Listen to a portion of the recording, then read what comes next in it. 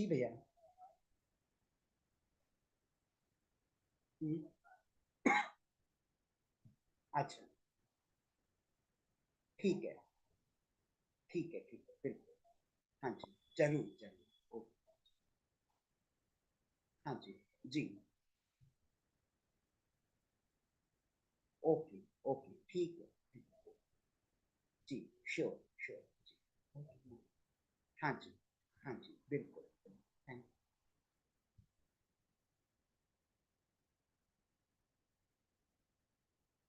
प्रणाम sir.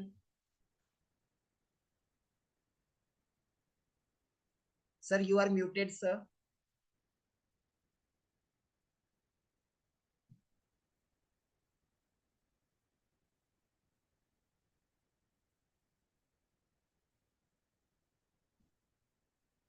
Sir, can you unmute sir?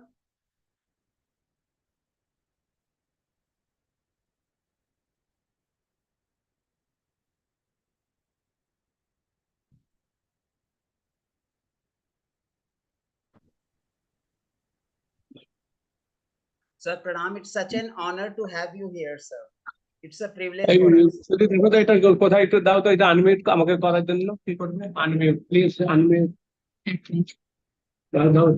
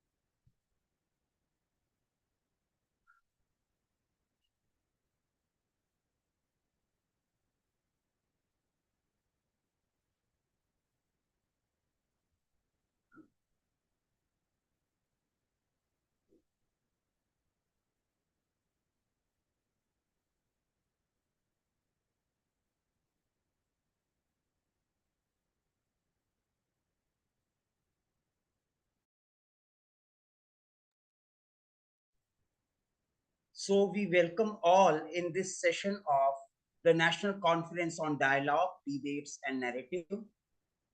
It's a real honor to have Professor Sirajul Islam, sir, as our esteemed guest of honor.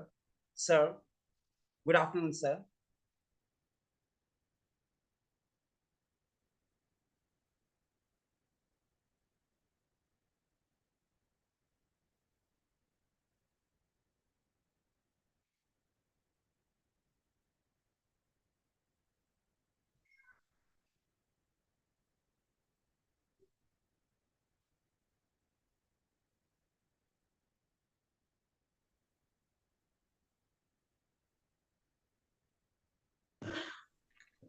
Sir आप unmute करें, अब हो जाएगा sir.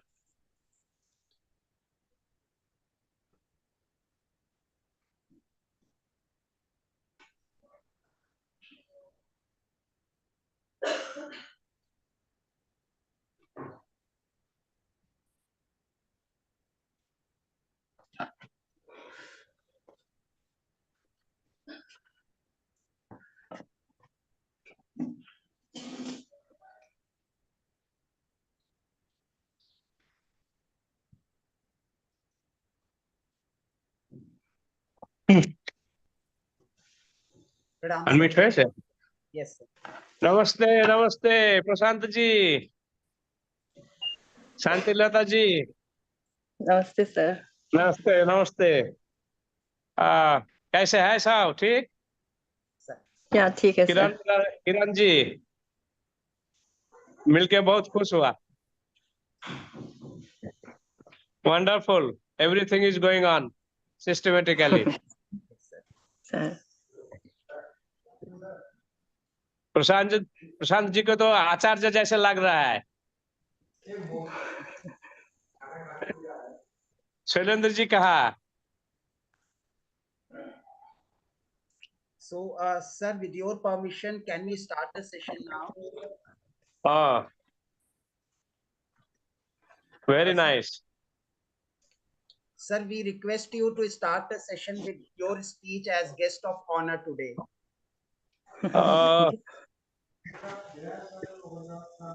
So start, no problem, no problem. Who will read now? Sir, we request you to give a brief speech as guest of honor today so that we can initiate the session.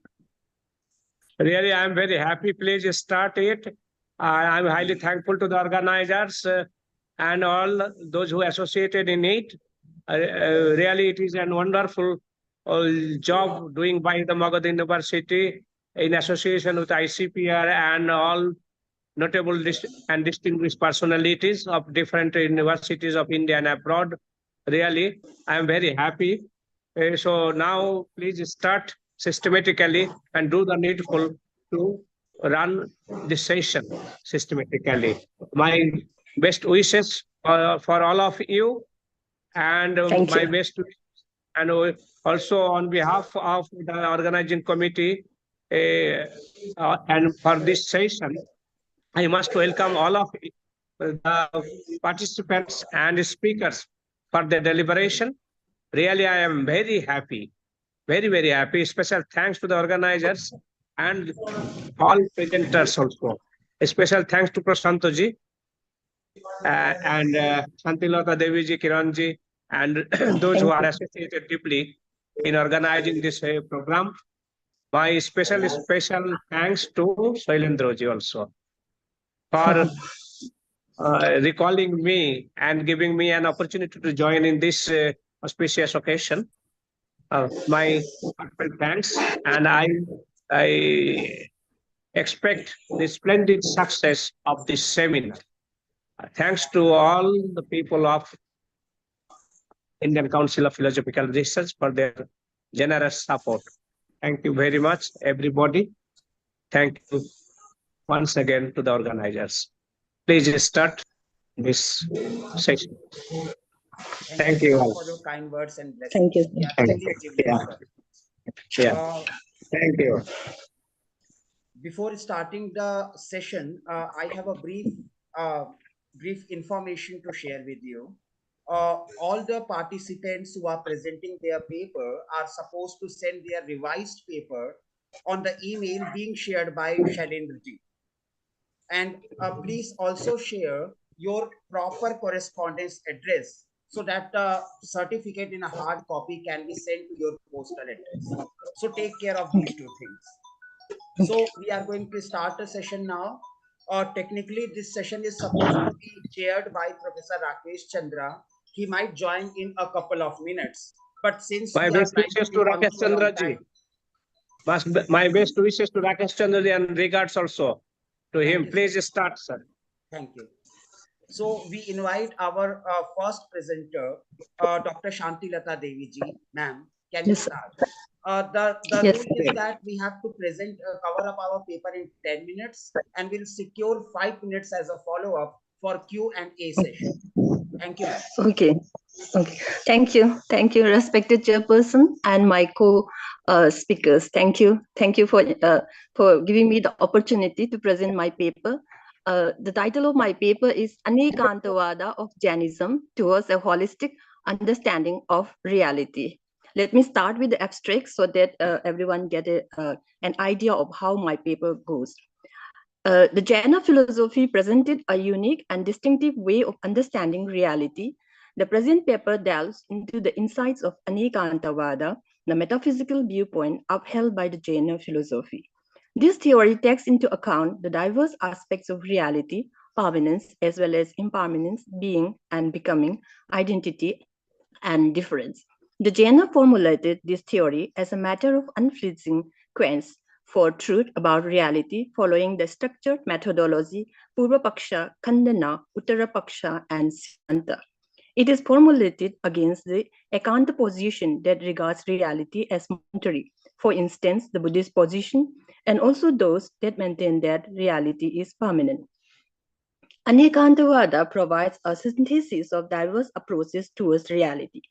The paper argues that such a way of looking at reality provides a liberal, democratic, open-minded, accommodative, and holistic approach towards understanding reality.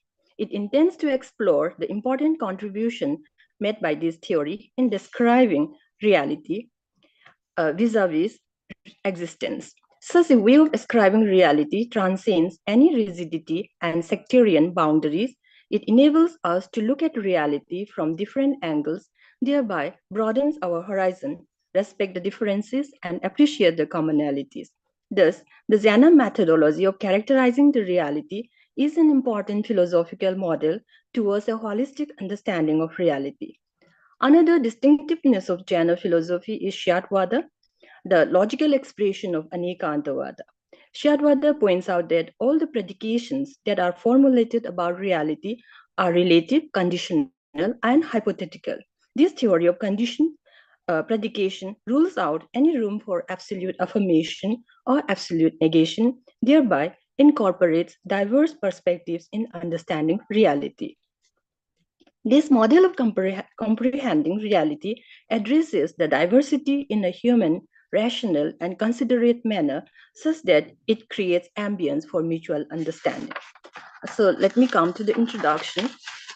We cannot deny that every system of classical Indian philosophy develops its own metaphysical views. There are diverse viewpoints about the nature of reality, ranging from the materialism of Charvaka to the absolutism of Advaita Vedanta.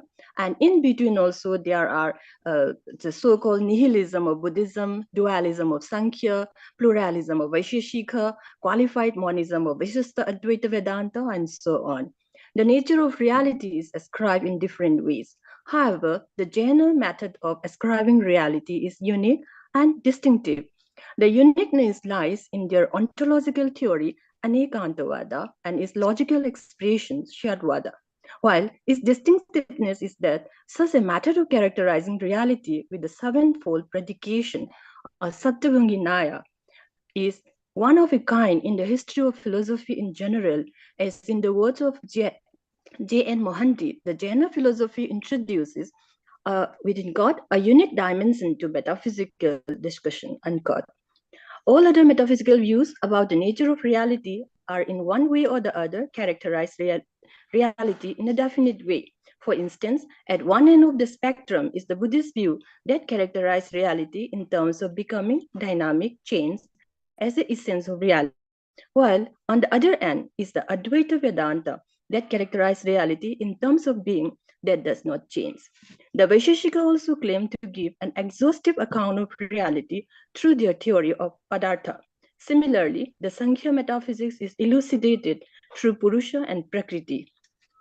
In these ways, other systems of Indian philosophy claim to characterize reality fully and completely in their own terms. The present paper intends to argue that the Jaina method of characterizing reality provides a holistic understanding of reality. The Jaina's contention is that reality is infinite and indeterminate. Human knowledge is relative, partial, and conditional. Human mind cannot know the whole of reality as it is. What one knows is only a relative and partial aspect of reality. Reality can be approached from many angles.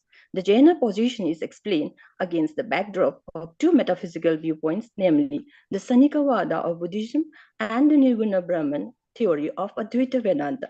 So let me give a brief idea about the Jaina position. The early Buddhists primarily laid more emphasis on ethical discipline and the removal of suffering that confronts our existence. It is maintained that nothing is permanent and eternal. All that exists is momentary. Belief in the permanence is a wrong view that causes attachment and misery.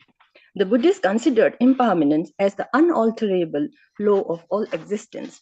All things mental as well as physical are transitory. There is neither being nor non being, but becoming. Everything is becoming. The world of becoming is governed by the laws of causality, pratitya samupada, this being that arises. Whatever exists arises from some condition and is therefore impermanent. The Sotantika developed the doctrine of impermanence into the ontological doctrine of momentariness. All schools of later Buddhism believe in the doctrine of momentariness. The criterion of existence of an object is its capacity to produce some effect. Arthakriya karitva lakshanam sat. Effects are produced either simultaneously or successively. This can be done only by momentary causes. Identity or permanence is an illusion produced by similarity and continuity of a series of momentary entities like the flame of a lamp or the stream of water, which appears to be the same, but in reality it changes every moment. Thus, according to Buddhism, reality is devoid of permanence, reality is dynamic, and is always in the flux. Permanence is subjectively constructed and is an illusion. What is objectively real is the momentary unique particulars. So let me skip this next paragraph since I'm given only 10 minutes time. So let me briefly state the Advaita position. The concept of reality held by the Advaita Vedanta is another Ekanta position. The metaphysical view of Advaita is that Nirguna Brahman is the one ultimate reality.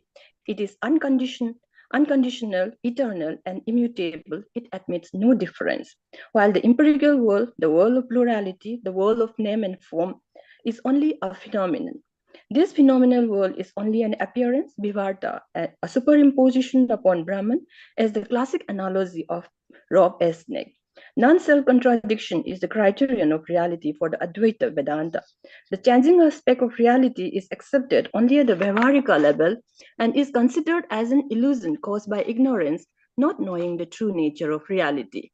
The ultimate reality, the transcendental reality, is devoid of change, origination, and decay. These are true only at the empirical level, while the ultimate reality is eternal, pure, and homogeneous. Now, let me come to the Jaina position. The Jaina way of looking at reality is different from that of the Buddhists and the Advaita Vedanta. However, they did not avoid these two extreme viewpoints about the nature of reality. Either they did not take a middle way.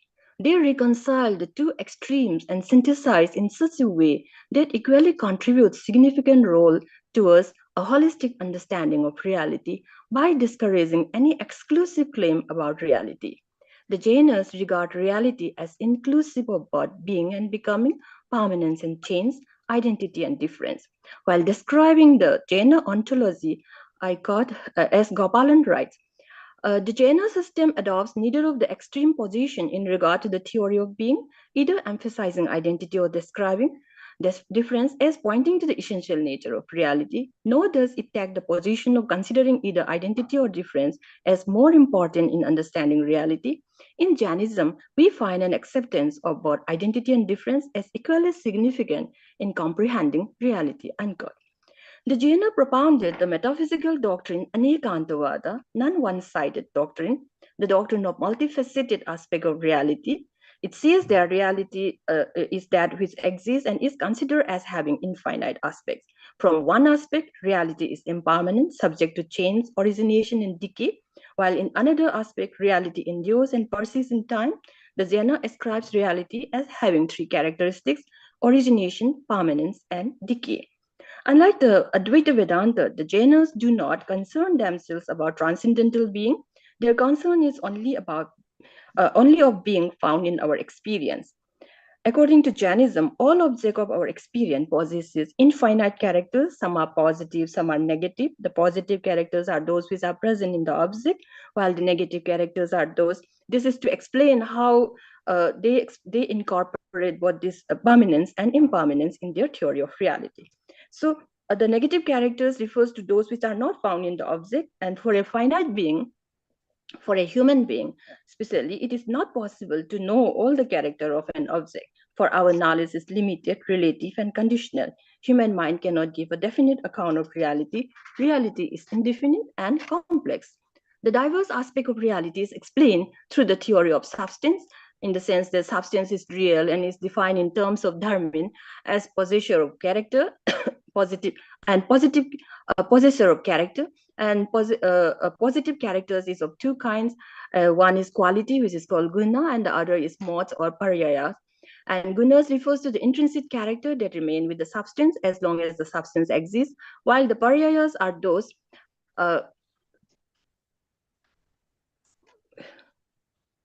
excuse me some while the paryayas are those extrinsic characters that are always changing. Thus, as far as the gunas are concerned, reality is permanent, while as far as the paryayas are concerned, reality is becoming. There is origination and decay in this way. Both permanence and impermanence belong to reality, depending upon the perspectives that we look at. In this way, the seeming contradiction between permanence and impermanence is reconciled in Jaina philosophy as different aspects viewed from diverse standpoints. Permanence and impermanence are to be taken only in relative sense, not in the absolute sense. According to Jaina, neither absolute permanence nor absolute impermanence is true. What is true is of permanence come impermanence. The Jaina argues the complex nature of reality, argues that this complex nature of reality cannot be presented by a simple affirmative or simple negative proposition. The idea of reality is to be constructed by synthesizing the diverse perspectives. This is explained by their theory of Syatwada, the doctrine of condition predication through the sevenfold predication or Saptavangi Nyayas. Let me skip this portion on elaboration of this Syatwada and let me come this thing. The Jaina, with this method of Syatwada, emphasize the complex and indefinite nature of reality. This method rules out any absolute and categorical predication of reality. The method of characterizing reality also shows This method of characterizing reality also shows that the dynamic character of reality can be expressed in diverse ways, and all these expressions are relatively true under certain standpoints. Every predication is therefore conditional. Absolute affirmation or absolute negation are erroneous. This would amount to dogmatism, hence wrong knowledge. Since the indefinite and complex nature of reality rules out any claim that is completely true, all our judgment about reality have only a partial application to reality, as the story of seven blind men with their idea of elephant conveys. What the Jaina claim is that, as far as human vision is concerned, our knowledge of reality is partial, constructed, relative, conditional, and hypothetical. However, they are not denying about the complete knowledge of the reality. This is said to be revealed to the vision of an omniscient being such as Mahavira. For human vision to have a comprehensive idea of reality, all possible standpoints are important to be taken into consideration. The thing as the totality can be known by synthesizing all possible perspectives. Only then the finite mind can have a holistic understanding of reality. This is what the Jaina doctrine of Anekantavada, with its logical expression Shadvada, intends to convey.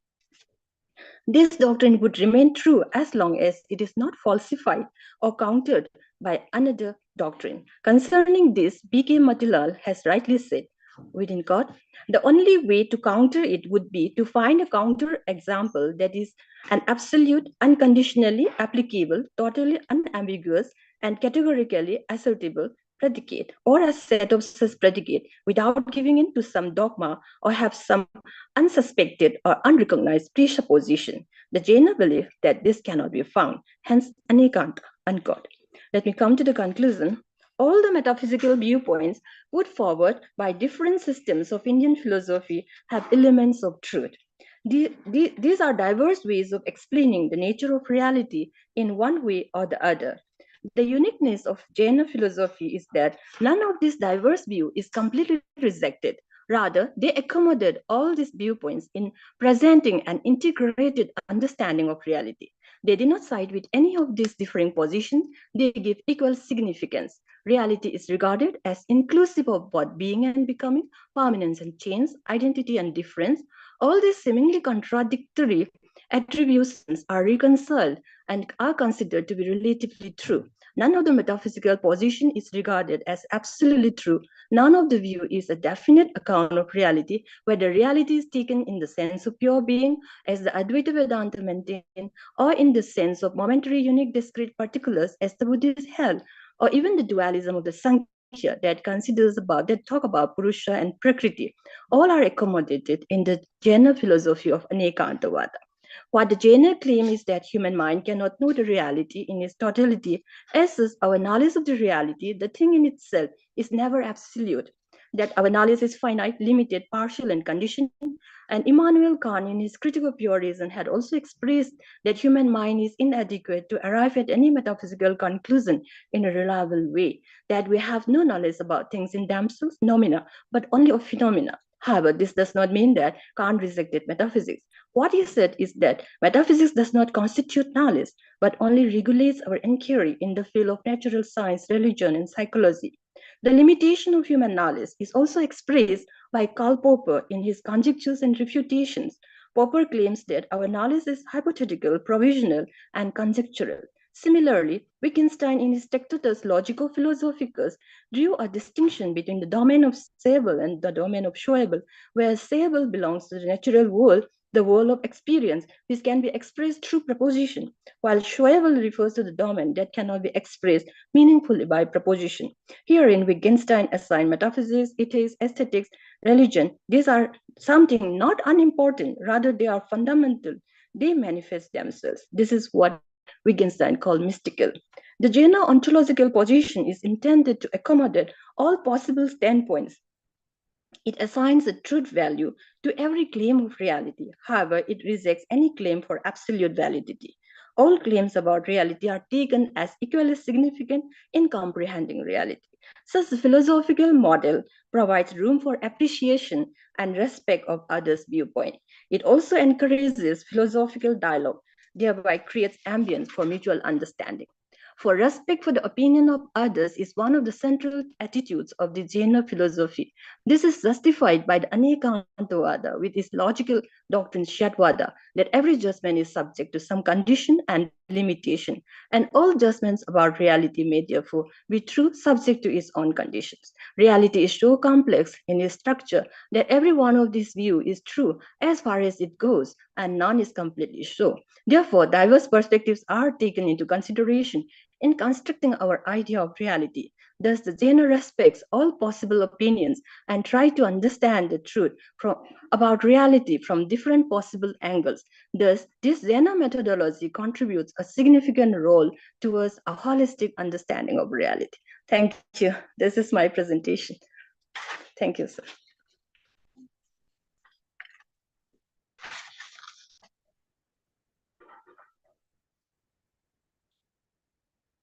So I cannot hear any sound. It's not audible, sir.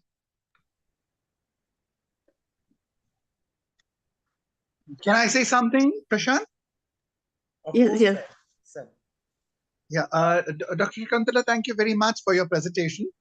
Thank you, I sir. just wanted to call your attention to something which is worth Yes. considering, despite the fact that you are following the trajectory of most scholars. One, there does seem to be a close connection between metaphysics and ethics in most classical Indian Yes, theories, as well as classical Western theories.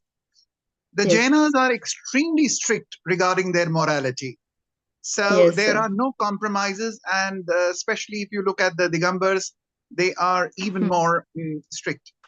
How is it then that you imagine that in their metaphysics and epistemology, they will be accommodative? My view, and let me just bring this for your consideration. My view is that they are absolutely strict in their metaphysics and epistemology, and therefore they bring in the question of the Saptabhangi, because they're saying that you have to introduce a caveat. this thing in this aspect, in this time, in this space is like this. This thing is this in this aspect, in this stain and this time is like not like this. So the Saptabhangi, rather than giving you a account of accommodation, is actually giving you strict conditions that anything that you say should be accompanied by strict conditionality. So most of the people who think that Jainas are accommodative and Catholic and bring in a scope for pluralism, to my mind, are not. They need to think about themselves again, because the Jains are very strict in their morality and therefore in their epistemology also. And if you look at their metaphysical postulations, do they say Syat Jivasti, Syat Jivanasti, Syat Avyaktavyam? They don't. So when it comes to their metaphysical postulation, when it comes to their epistemic postulation, they're absolutist. The Nayavad and the Ananta Dharmakaha Vastu are in fact brought in to bring in more strict regulation on formulation of your argument and statement rather than being accommodative. So most of the people think that pluralism and multiplicity are accommodated in Jainism. I would like to reconsider that. That's one. The second thing that I also wanted to call your attention to, that you have also brought in Kant by saying that Kant is also saying that since we know only the phenomenal, therefore you cannot be categorical. But this is also not true. Kant in his metaphysics is categorical. Kant in his epistemology is categorical. And well known, Kant is categorical in his morality. Yes, So right. I was actually only trying to, that though you stand by with the most accepted understanding of Jainism, but I think we need to do that. I've been pursuing this for the past 10, 15 years. Oh, Nobody that's seems nice. to Yeah. accept my position. But I wish Okay. that you should take that strictly. Right. Yes, sir. Thank you. I'll take care of the observation. Thank you, sir. Thank you. Can I make a brief remark? Yeah, yeah, In continuity with what Sir has said, first of all, yeah. I must admit it takes courage to utter the name Kant once you are speaking in front of Professor Rakesh Chandra. So, Okay. in Jainism, I mean, you have taken Yes, a lot of references from Jainism to Sankhya to Kant to Popper and then to yes, Wittgenstein. Talking yes, about Jainism, there is a yes. purpose. They exactly use relativity of judgments, that is Naya, Yes, yes, and not the yeah. relativity of knowledge. So, if this Yes, thing yes, is right. taken into care, I think half of the Yeah. problem would automatically be solved. But appreciation Yes, for a yes. very learned paper and exposition. We are enriched. Thank Thank you. you. Thank you. Thank you. Thank you. Mhm.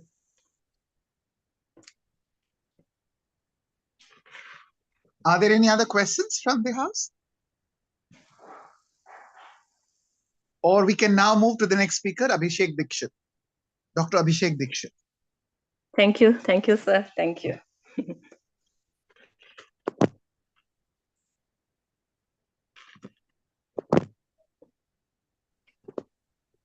afternoon, everyone. Am I audible? So I'd like to say I'm not a doctor. I'm not pursuing PhD, but I'm a student. I would love to do a PhD after this. I'm speaking of masters in philosophy. So I'd like to present. Can I share my screen? Just a second. Um,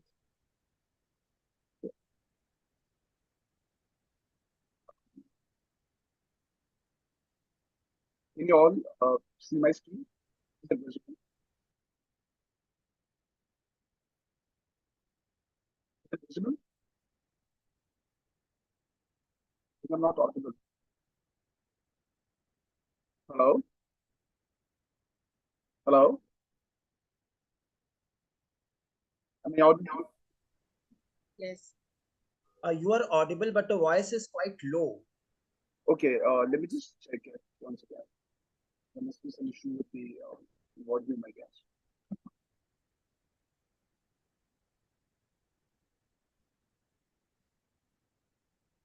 The PPT is perfectly visible. So I'm gonna bring the mic over here. Is it clear now? Is it Yes, audible? yes, Is it yes. perfect? Well, all right.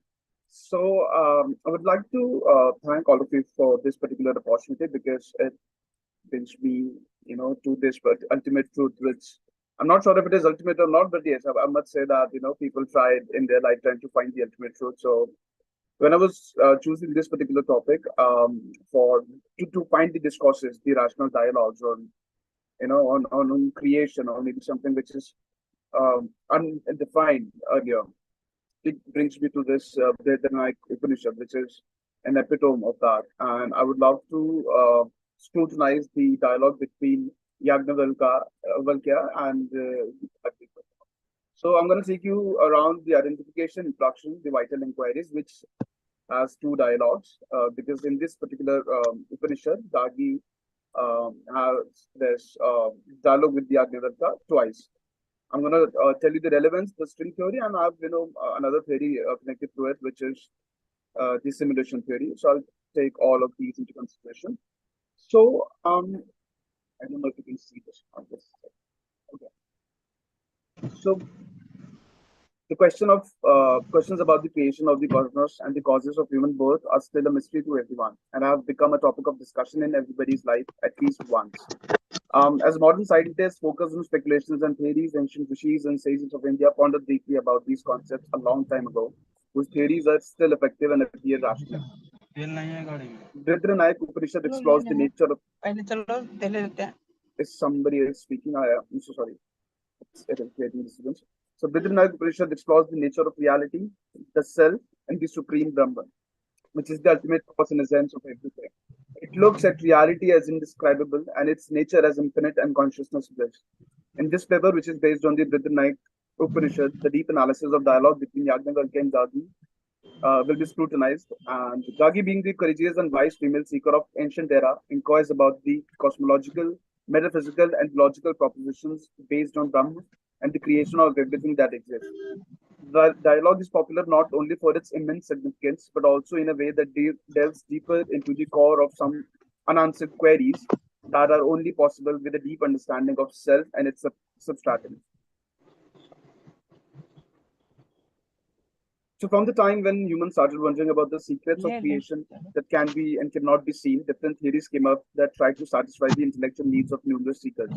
When a human being overcomes the pleasure of material world and begins asking about his true self, he comes across various possible truths and rests only on the one that is satisfying in all measure.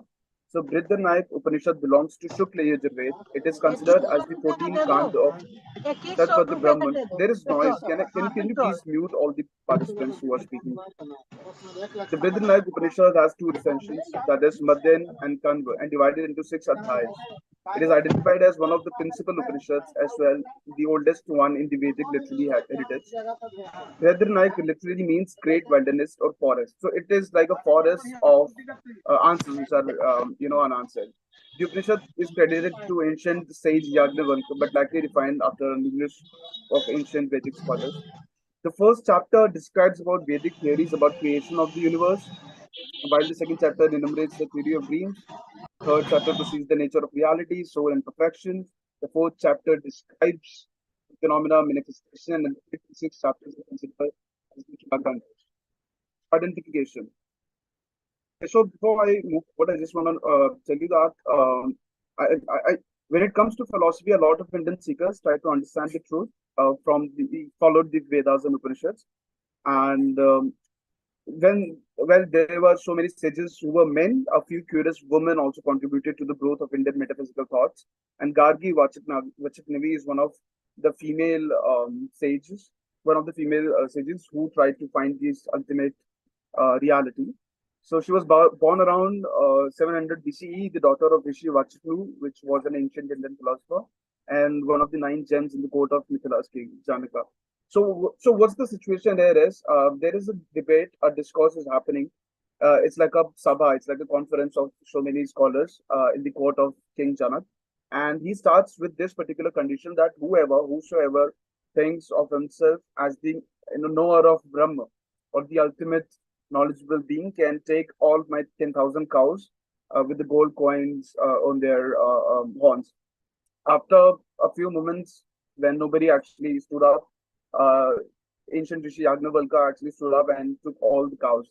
And by seeing that, the debates actually began. But this Upanishad is famous for this, ancient historical discourse dialogue between Yagnavalkya and Gagi. Gagi is honored as the great natural philosopher and the expounder of the Vedas. She was also referred to as Brahmavatini. She remained unmarried and spent all her life in quest of the Brahman. Gargi composed several hymns in Rigveda that questioned the origin of all existence. Okay, so the vital inquiries. Okay, so this comes from the sixth and eighth Brahman, focused on the concept of Rishabh Akshara. In these Brahmans, Gargi, Vachitnavi, and Yagnavalkya engage in philosophical inquiries and debates, exploring the ultimate truth and the imperishable nature of reality. The discussions explore the philosophical ideas, highlighting the importance of seeking spiritual wisdom and the quest to understand behind us and changing reality that transcends the material world. Okay, so this is the vital inquiries dialogue. I'm gonna just start narrating it so that it will be easy for all of us to understand it better. To begin the debate, Gagi, the daughter of Vachudru, questioned Yagnavalkya not to test his ability, but to prove to the other scholars that his abilities. Yagnavalkya is the best one to accept as the knower of Brahman.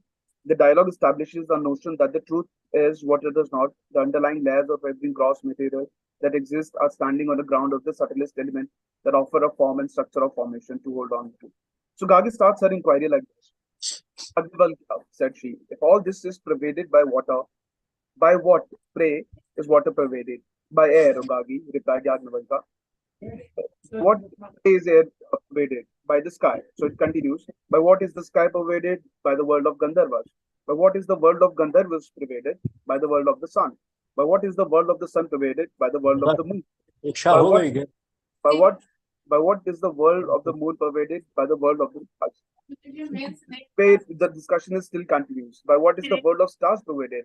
By the world इनमें of से the gods. हो गया So what's happening here is Gargi is trying to result आया understand नहीं कि the इच्छा subtlest element behind the gross one which appears on the material world at the material level, गर्दन भी which खराब is कर sometimes लिया tangible or intangible. Somebody is speaking and I'm getting disturbed. Can you please, coordinator, can you घाटे please को mute पैदा all हो of गया these participants? But what is the world of Indra pervaded? By the world of Viraj. By what is the world Viraj pervaded? By the world of the Hindnagar. Now, at the last question, when Gagi is pulling this thread for so long, Yagnavalkya becomes angry and he says, question too much. हाँ यार मैं तो घूमते हैं पर कक्षा में नहीं आते Like your head, you should. I'm so sorry, it's very. Which वो तो कर brings रहे हैं us to the second scholar conversation. But in the scholarship first मिलेगा तो dialogue, आएंगे it is नहीं आएंगे ultimately clear that Yagnavalkya is expressing his views on the higher dimensions or the lokas that are subtle if compared to the earth or the other material things which are at the gross level. This theory examines the multi-dimensional speculation and provides a view on scrutinizing the depth of it by creating a layer of universe that serves well with the logical exposition of the world within the world. Now, another round. Another round starts when Gagi says, Yagnavalkya, that which they say is above the heaven and below the earth, which is between the heaven as well, and which was, is, and shall be. Tell me, in what is it Bhuvan, Vap, and Bhuv? And Yagnavalkya answers is as the ether. Ether or the Akash is the subtlest element. Now, Gagi continues that to in whom is that ether, woman, Vap, and Bhu? And Yagnavalkya answer that with the Akshara, which is the immutable and imperishable reality.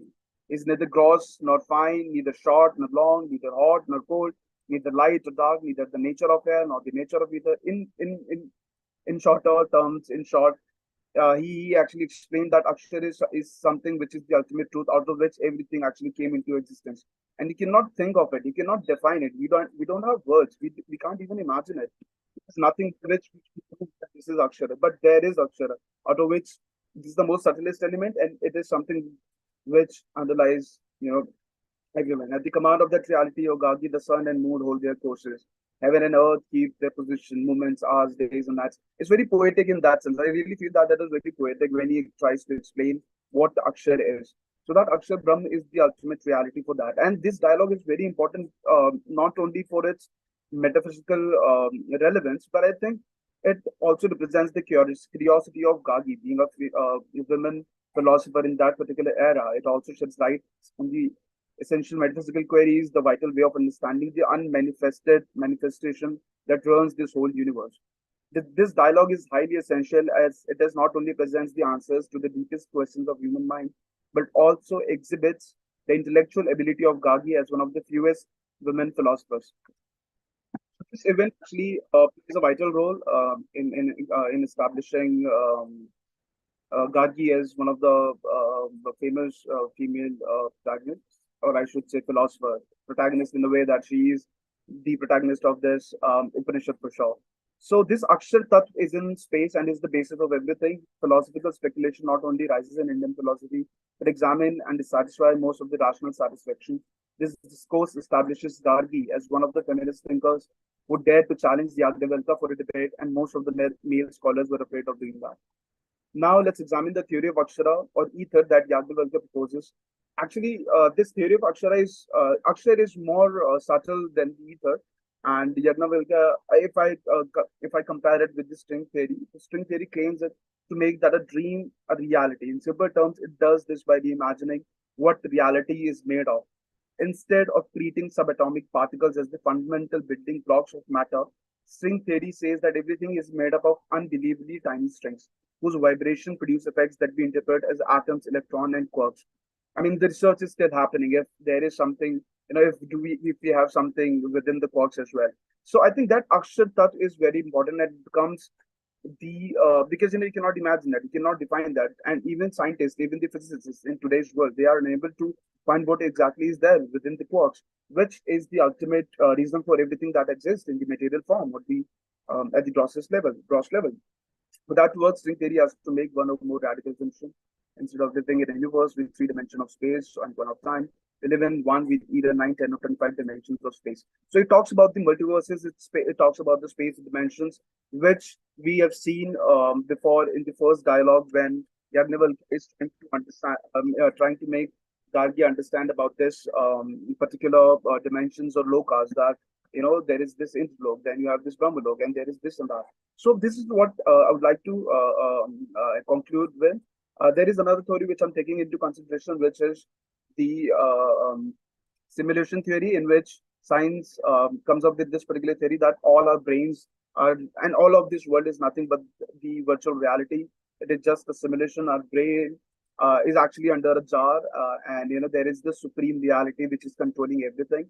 If I look at it from the Advait point of view, I really consider Maya, the concept of Maya, as the truth in that sense, because of its wheeling and projecting power, this world appears true, which it is not. We all are in a deep sleep state. So yeah, that it is. I tried to just give it a shot, and thank you so much for this opportunity. And really blessed to have this conversation. Thank you so much.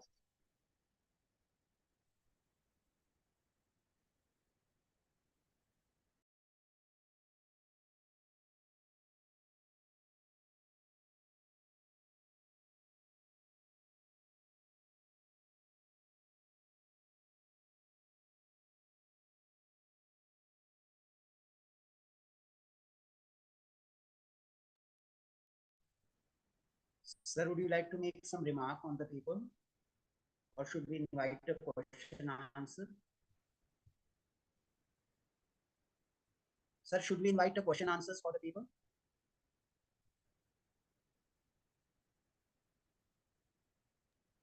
Any questions that you have?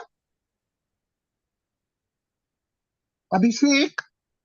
Yes, I just want to ask if I can make this paper better, or if I can include any other theory, or if Yeah, I can get Abhishek, a particular. I think it was an extremely exciting and enterprise that you took on, but I would like you to consider a few things. One is that in terms of a formulated, well articulated theory of Gargi, in terms of what is her epistemology, what is her metaphysics, and what is her ethics, you actually do not get very much beyond her questions. So she's an interrogative, inquisitive disciple, and also mentioned as a Vedvadini. But what is her contribution to the interpretation does not come very clear, and we do not see subsequent commentaries on the work of Gargi very often. and it should be useful for us to explore whether it exists or not. Second, and more importantly, to call this, I think, is an important thing for us to notice, that there were these Vedvadini women. So, but who were they? They were generally Rishi Patnis and Rishi Putris. And so it does not really go to say that the status of all women was equal, like it was nowhere else in the world as well. Thirdly, and more importantly, I think to call Gargi a feminist would be a mistake, because feminists are both men and women who believe that women are subjugated and that women are equal and they are fighting for women's rights. Now, we do not find Gargi doing that at any given time, or Apala doing that at any time, because she was only looking to become more beautiful and desirable for her husband. So it is not so. In our zeal, we should not do that. But certainly, the Samvad has many interesting things to say. Also, the question about the term akshara, anything which is imperishable is called akshara. Its relationship exactly to the orthographic symbol or to the utterance is actually then developed more by the Naiyics and the grammarians. And so you will have to see whether she goes close to the grammarians or to the Naiyics or to somebody within that school. That would be of great interest. So it's a very interesting, exciting enterprise.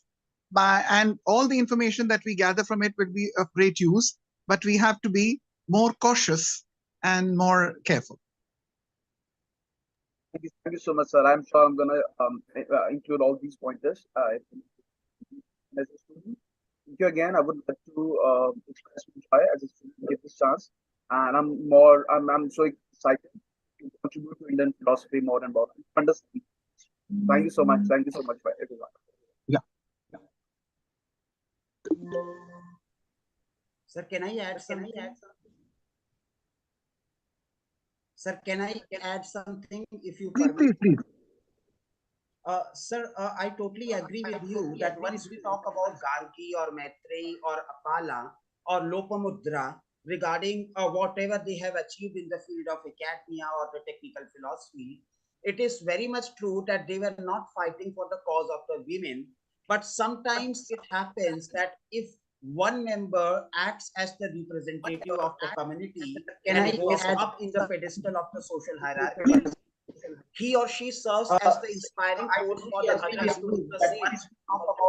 So can we take this kind of thing here? Just a random thought which came to mind. Regarding whatever they have achieved in the field of technical philosophy, it is very much true that they were not fighting for the cause of women. Sometimes it happens that if one member acts as the representative of the community and goes up in the pedestal of the social hierarchy.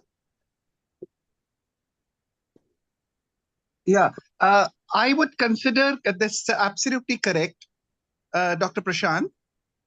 And this is what I was only trying to call attention to, that these are, as I also repeated, that they are called the Vedvadinis. And so they are the truth seekers, and not only the truth seekers, they are also the people who must have accomplished what is known as the realization of the Vedic Gyan. But to call them feminists would not be appropriate. That is the only thing. They are women scholars, and sometimes not even women scholars. They are just truth seekers like their male counterparts. So that is remarkable. And that, I think, needs to be recognized.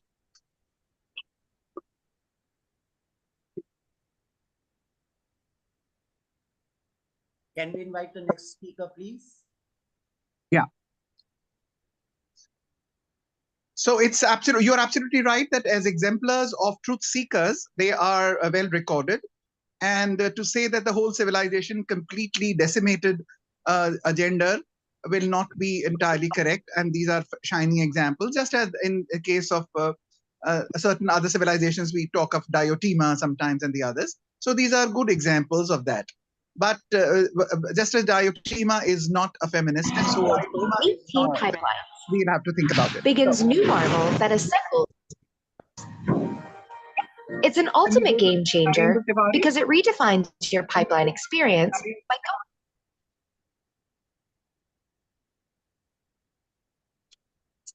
शराब घोटाले के मामले में फंसे दिल्ली के मुख्यमंत्री अरविंद केजरीवाल के बारे में अब तक बहुत कुछ कहा जा चुका है। अब वो न्यायिक हिरासत में तिहाड़ जेल में बंद है। Coming in between some disturbance.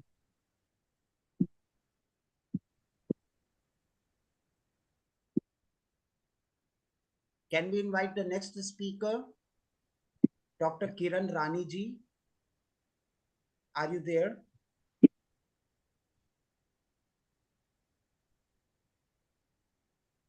Dr. Kiran Rani ji?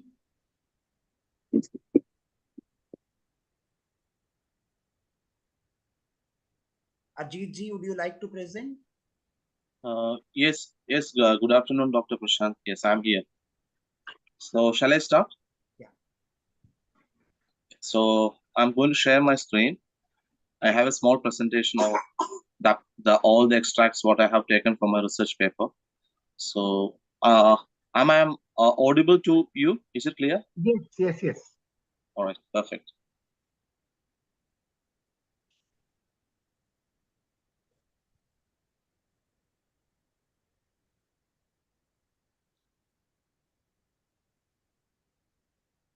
Can you see my screen, Dr. Prashant?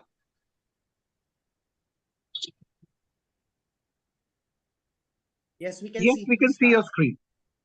All right. So, can you? Yeah. Okay, that's it. So, thank you so much for giving such a wonderful opportunity.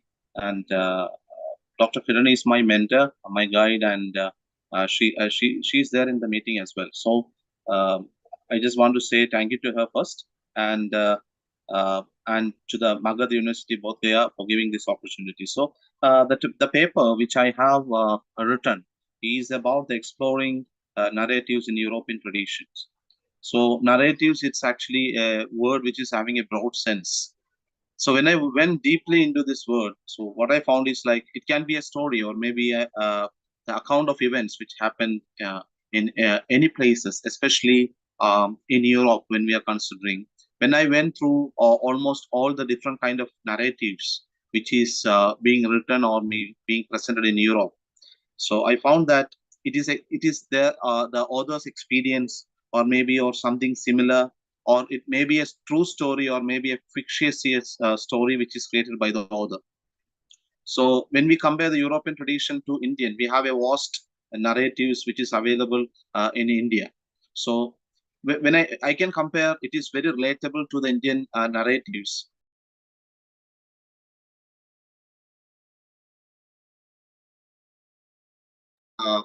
Entities, what they are having in Europe, it is entirely different. So let me just dive into the next slide. The abstract which I have written. So I have mentioned all the key points in my slides. So it will be easy for you to dive into the topic. So let me go through each one. So when we look into the main aspect of this research paper, the European storytelling tradition is very rich. That is what I found in my studies, and with a lot of tales, a lot of legends there as authors, and their literature is very vast.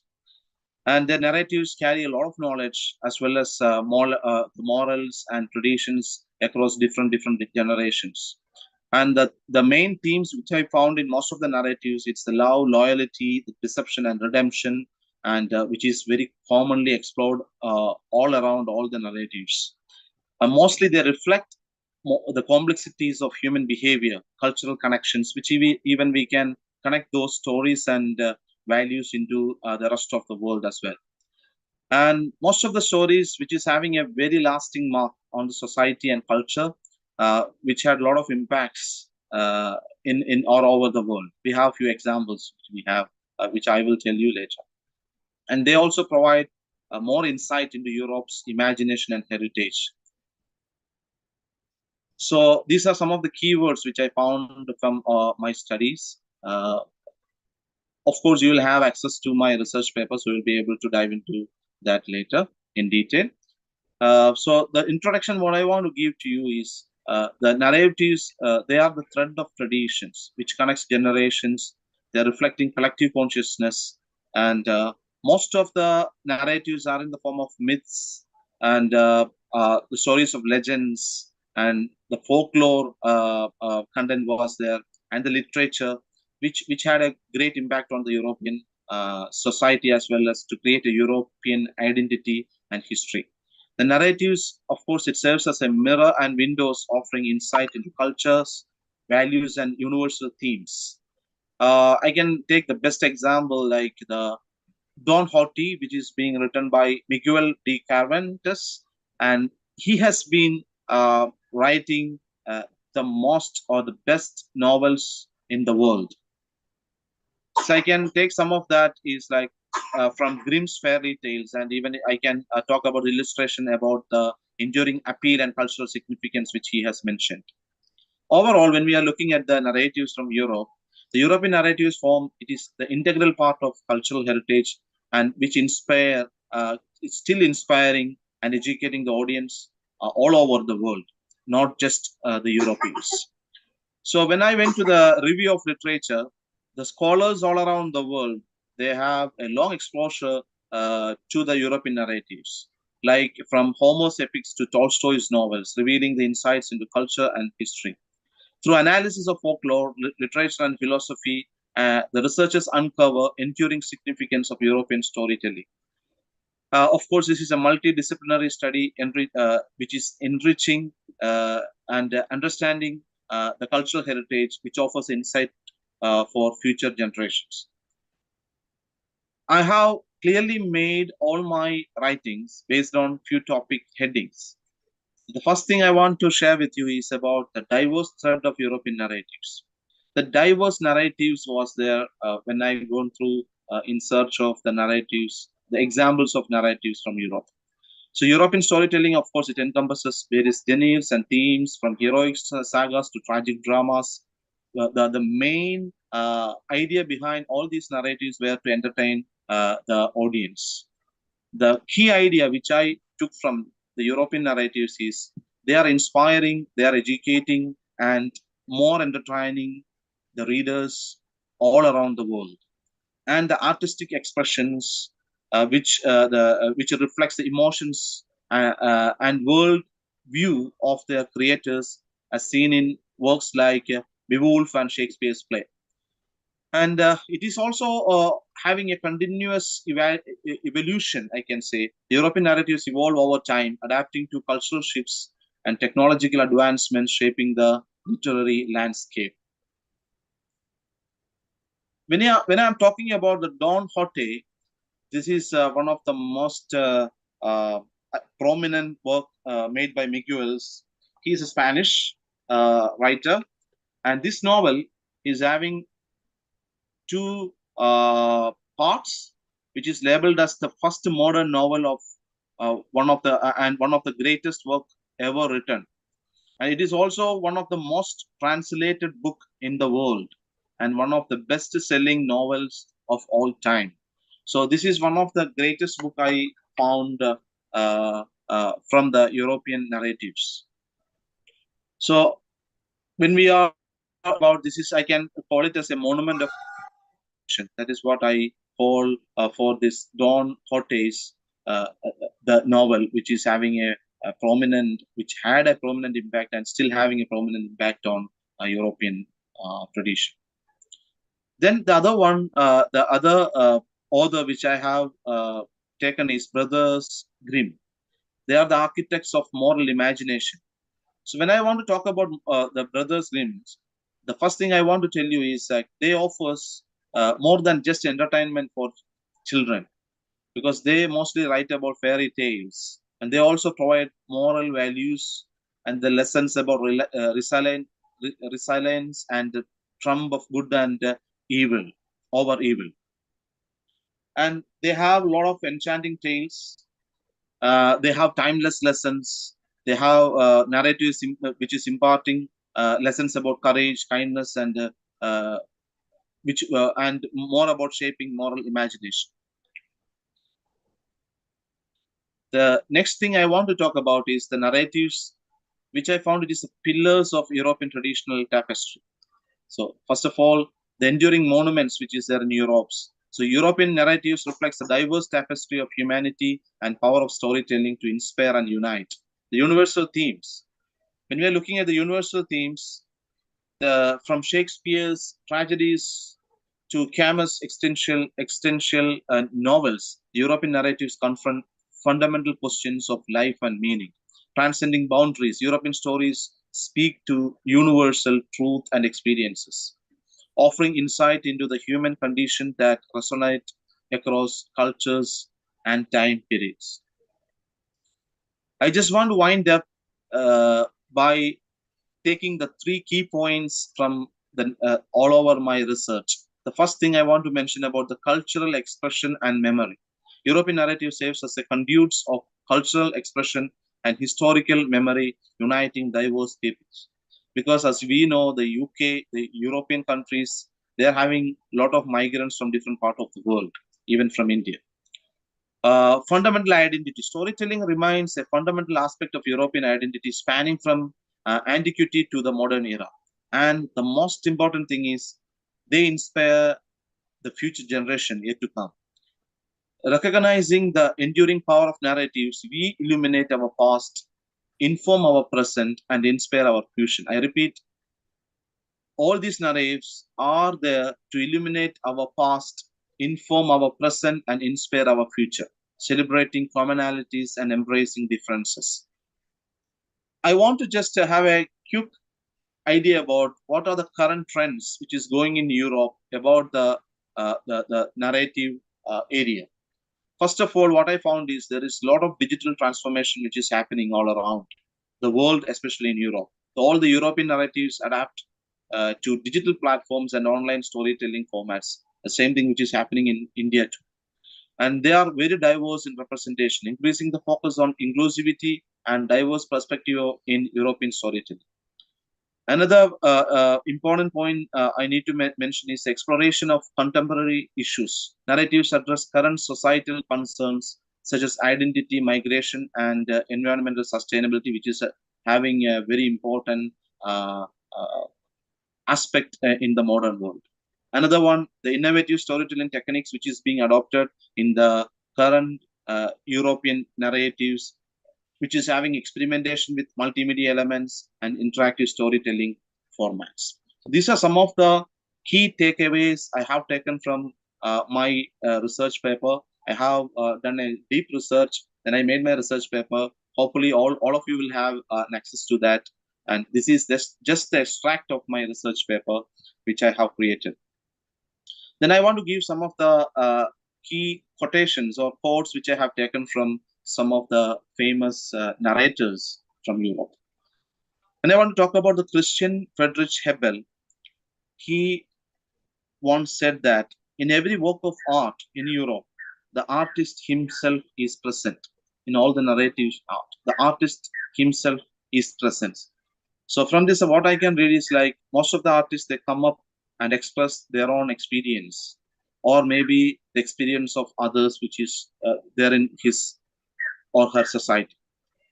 Another prominent and most important quotation, which is being made by the author of Don Quixote, Miguel, he said that too much sanity may be madness of all, to see life as it is and not as it should be. Another quote which struck my uh, uh, heart is written by the brothers Grimm. Words have power. They can make monsters and they can make miracles too. So these are some of the catching quotes which I have taken from all the narratives which I had gone through in the European traditions. And with this, I wind up my presentation. And again, I thank Magadh University, Bodhgaya, for giving me such a wonderful opportunity. And the special thanks to Chairperson Dr. Shivani Sharma and Dr. Shailendra Kumar, the organizing secretary, and especially my many thanks to Dr. Kiran Rani for giving and informing about this program.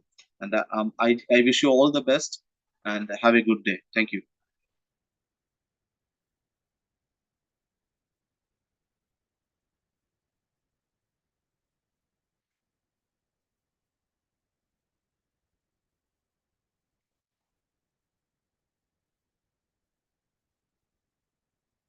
That's it from my side, Dr. Prashant.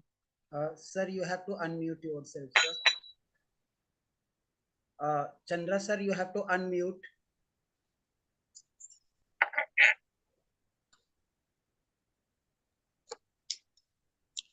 Thank you, Ajit, for your paper, which talks about European narratives, and very nicely done with good research and a good amount of illustration.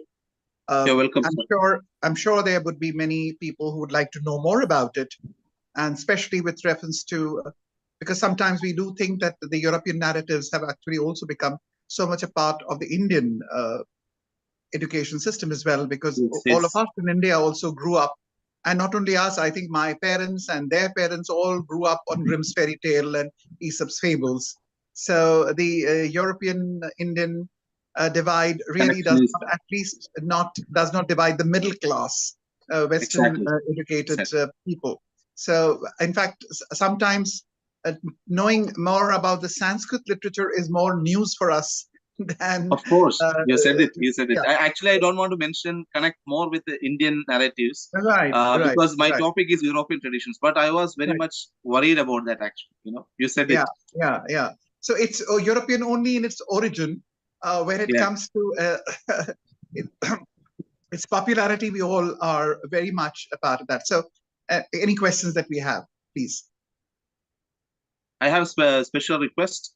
If someone is having a good research paper on Indian narratives, I want to go through it, because that's so vast.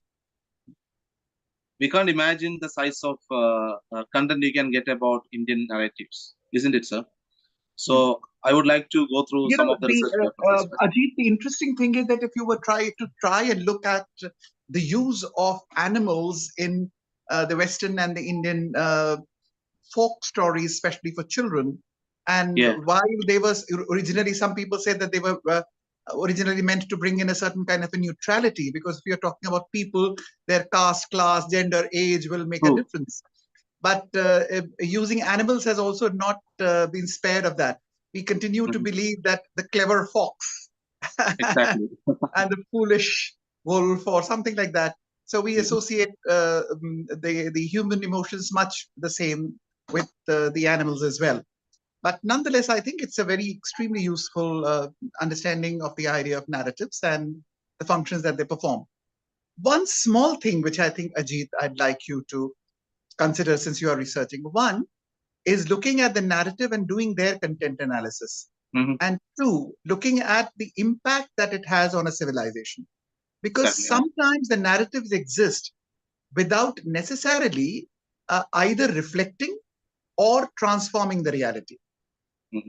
And this, I say that particularly with reference to Indian big epic Mahabharata, where Vyas says that I am standing with my two hands holding in the air, and nobody is listening to me because Arth and Kam have taken over. Nobody talks about Dharma.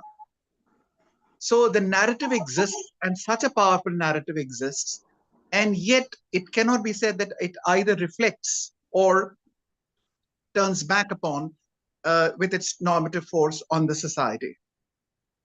So that is, I think, something which we need to be cautious about as scholars.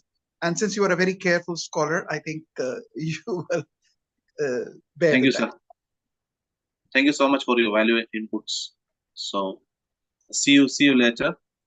Any other questions, Dr. Shukla? Any questions from the? Are there any other questions to the speaker? Ajit ji, I was just thinking about expanding the horizons of your paper. What would happen about the idioms and the phrases which are very context specific and sometimes used as the narrative? Like in the British culture, we say it's raining cats and dogs, and it does not make sense in the Indian scenario. Then I remember the famous book of logic, which we recommend our students in graduation first year, Introduction to Logic by Copy and Cohen, which has got a rampant examples taken from the Western context. So the argument will go like, if Rockefeller owns all the gold mines, he would be the richest person. And we had absolutely no clue who Rockefeller is. So we were not able to connect with the thing. You're right. You're right. So Yeah. there comes the adaptation of narratives from. No, we can even create another research paper on how to adapt narratives from other country to our culture and tradition, isn't it? How to connect it. So how to have the adaptations in a more positive way. We Right. have many stories like that as well. So nowadays, the world is a small village now, isn't it? It's a global village. So it's very easy to access all the narratives from all over the world. So I really appreciate the example which is given by Dr. Prashant. This is having another very important impact on narratives. Congratulations to Dr. Kiran Rani and to you, both of you. Thank you Sir, so much, sir. can we invite the next presenter, sir? Yeah, please. Yeah, Uddhavji. It's Uddhav Shukla, Dr. Uddhav Shukla. Uddhav Sureka. Okay. Yes, sir. I'll just share my screen.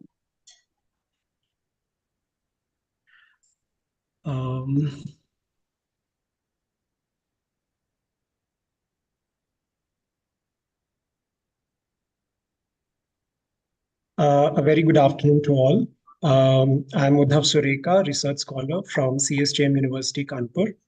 The title of my paper is Philosophical Dimension of Vedic Narratives Through the Lens of Sri Aurobindo. So as we know that Vedic tradition has innumerable myths and legends, right from the Vedic Samhitas to the Itihasas and Puranas. And there are different perspectives on these myths. There are different ways of interpreting them. The traditional view is that they are factual historical records of ancient India. That's one perspective. And the modern rationalist perspective largely is that they are mythologies which at best convey a moral message like a fable. But there can be another way of interpreting these ancient narratives, which looks beyond their outer surface and searches for their inner philosophical meaning. And that is what I'm presenting today.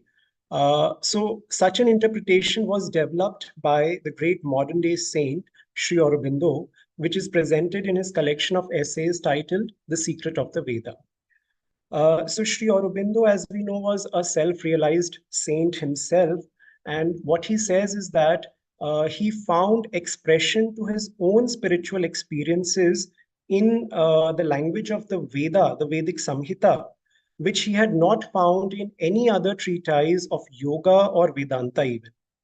And he found in these mythical narratives, in these symbols, the foundation of Vedantic wisdom. So that is why it's very important to look at Sri Aurobindo's perspective on these narratives. The general view is that the first proper text of philosophical speculation in Indian tradition are the Upanishads or in the Vedic tradition. And traditionally also the Vedas are considered Karma Kanda while Upanishads are considered Jnana Kanda. However, Sri Aurobindo through his interpretation establishes that philosophy really begins in Vedic Samhita. And he makes a very valid point that how can the Upanishads arise from a previous void? Because if Upanishads have so much philosophy, they must be building upon something which came before them. And modern scholars also admit that some Vedic hymns, like the Purusha Sukta, Nasadiya Sukta, are deeply philosophical in nature, and they contain the first seeds of Vedanta. However, they argue that these are probably later developments or later additions. Sri Aurobindo rejects these views because the theories on which these views are built, Sri Aurobindo finds them incomplete or flawed. And he argues that the Vedic Samhita, particularly of the Rig Veda, is consistently philosophical in nature. So let's look at his method of interpretation. This is very important. This is really the core of my paper because these principles can be applied across the Vedic tradition through to all the myths and legends to understand what they mean. First of all, it is generally believed that Vedic tradition began with the Rig Veda. However, Sri Aurobindo believes that Rig Veda is the last remaining document of a bygone era. And he explains it beautifully. He says that if we look at the Rig Veda, it has such perfect poetry, such perfect expression, such perfect language. It cannot be the first production of a society. It has to be the zenith of a society, the zenith of their creativity. So it has to be the last remaining document, so to say. And that was an era in which the highest form of knowledge was attained through intuition, not logical reasoning. And that is why they are called rishis, the drishtas, who saw the truth, who had a direct vision of the truth. Now, what it means for the narratives is that when they wrote or when they composed these narratives, their idea was not to present a logical argument, but only to express their psychological experience. That was their aim when creating these Vedic hymns and their narratives. And Sri Aurobindo says that when the age of intuition gave way to the age of reason, it became difficult for people to understand this inner meaning of the Vedas. And the Brahmanas and the Upanishads may have been the first two major attempts at interpreting the Samhitas, among which the Upanishads are notable because they attempt to decipher the deeper philosophical meaning. And Sri Aurobindo says that there are two main purposes of the Vedic symbols. The first is that the rishis considered their knowledge most sacred, and to protect it from those unfit for it, the rishis concealed it under a thick cover of symbols. So this is perhaps the first purpose of the symbolism, the mythical narratives, to conceal the knowledge which was perhaps unfit for certain people. But this is only the negative purpose. There is also a positive purpose, which was to represent the psychological experiences of the rishis vividly in a visual manner in all their dimensions. So metaphors and allegories can express the depths of an idea in a way that direct thought perhaps cannot. And that is why the rishis employed them to reveal their most profound knowledge. I have quoted one very interesting statement from a modern writer, J.R.R. Tolkien, who said that legends and myths are largely made of truth and indeed present aspects of it that can only be received in this mode.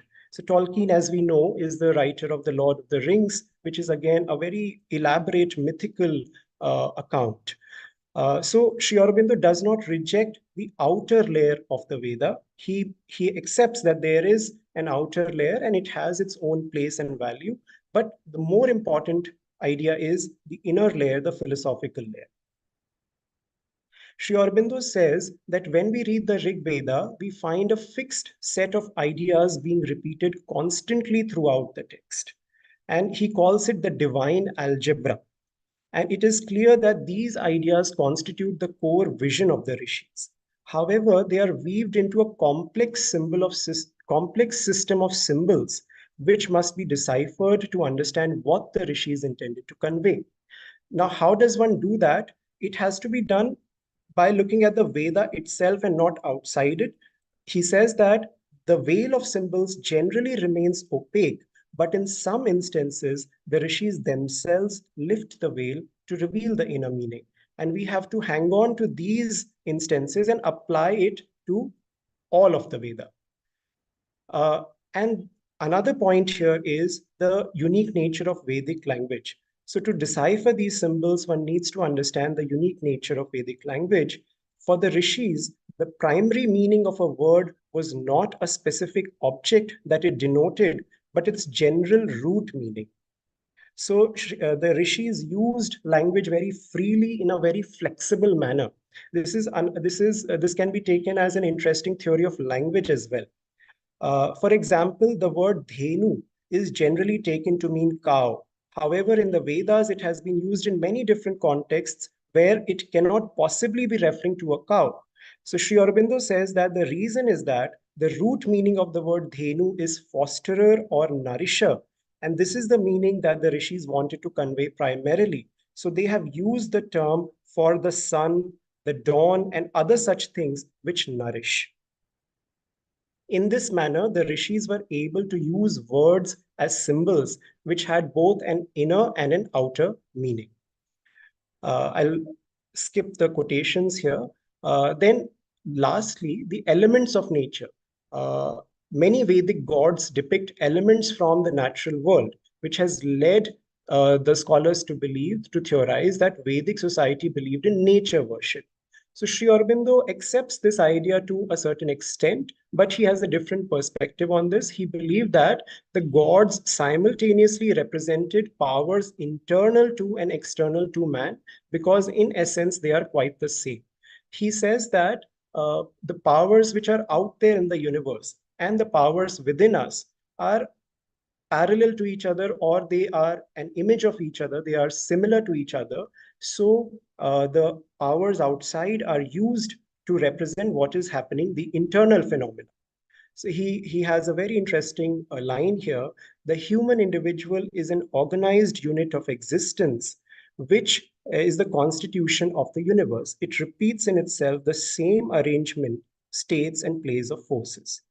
And Vedic texts also recognize this idea in the concept of Adhyatmika, Adi Bhautika, and Adi Daivika. Now I have presented an outline of these Vedic narratives very briefly. So first of all, Sri Aurobindo says that the symbolism of the Veda depends upon the imagery of the life of man as a sacrifice, a journey, and a battle. These are the three main imageries in the Veda, and they represent spiritual progress and evolution of man towards what Sri Aurobindo calls the truth consciousness or the supramental consciousness. Vedas refer to the infinite realm of truth consciousness with the formulaic phrase Ritam Brihat and Satyam Ritam Brihat, and they represent it as a great ocean, Maho Arnas, beyond the three worlds of Bhu, Bhuva, and Swaha. And this is the origin of the scheme of the seven worlds. So Vedic tradition speaks of the seven higher realms, which are stated here. And Sri Aurobindo says that they are the seven principles of subjective consciousness formulating themselves in seven objective worlds. And he explains how they represent the principles of matter, life, mind, intellect, bliss, consciousness, and existence, respectively. And these are the states through which consciousness ascends to its original state, and this process is vividly depicted through mythical Vedic narratives. So this is one idea. And then, of course, there's the symbolism of yajna, which Sri Aurobindo says is the perfect representation of this inner evolution. And he points out that in the Bhagavad Gita, this inner meaning is clearly stated. So there is no reason to believe that this sense was not already present in the Veda itself. And he points out that, the word ghrita, which is about the butter, the clarified butter which is offered in the yajna, is actually a symbol for purified thoughts. And he analyzes it, and which I have mentioned here. Then the soma juice which is offered represents Ananda. So in essence, he says that man is to offer his best energies to God, and in return, he is blessed with spiritual wealth. All the fruits of yajna represent inner felicity and not merely cattle, physical cattle, like cows and horses. The cows and the horses represent the light of consciousness and the force of life, which to the rishis were the two main aspects of all existence. This is Sri Aurobindo's interpretation. The gods and the demons, we kind of already understand that they represent the good and the bad powers within us. But Sri Aurobindo provides a very interesting idea here that gods are represented as the children of Aditi. Now, the name Aditi itself means non-duality and the infinity of truth consciousness, which is a very interesting idea. And that is why they are known as the Adityas, the luminous ones, whereas the demons are the children of Diti, who is the symbol of duality and limitation. The specific powers that a particular god or demon represents is brought out by their specific names and the various epithets that the Vedic hymns assign to them. Then, of course, I've gone into the explanation of each of these deities and their narratives in brief. I'll just skim over this. So Agni represents the divine will, which leads man towards enlightenment. Indra represents the illumined mind turned towards the light of truth, and Vayu represents prana or the life energy. So Indra and Vayu are always invoked together because, as Sri Aurobindo pointed out, they are the principles of light and force, which go together in the minds of the Rishi. Then Saraswati was also perhaps a river, a physical river, but then also used to represent the divine inspiration, the flow of divine inspiration. And she is Shruti personified.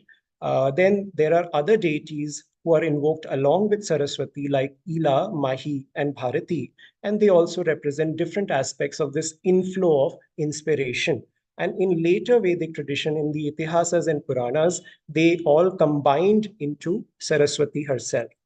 The imagery of rivers has been significant throughout the Vedic tradition. Vedas speak of the descent of 7 heavenly rivers. So Sri Aurobindo says that they represent the inflow of pure thoughts and bliss from the great ocean of truth consciousness.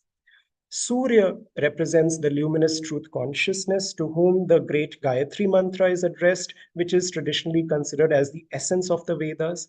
And the awakening of man to the truth is represented by Usha, the dawn. Vedas often associate cows with Surya and Usha.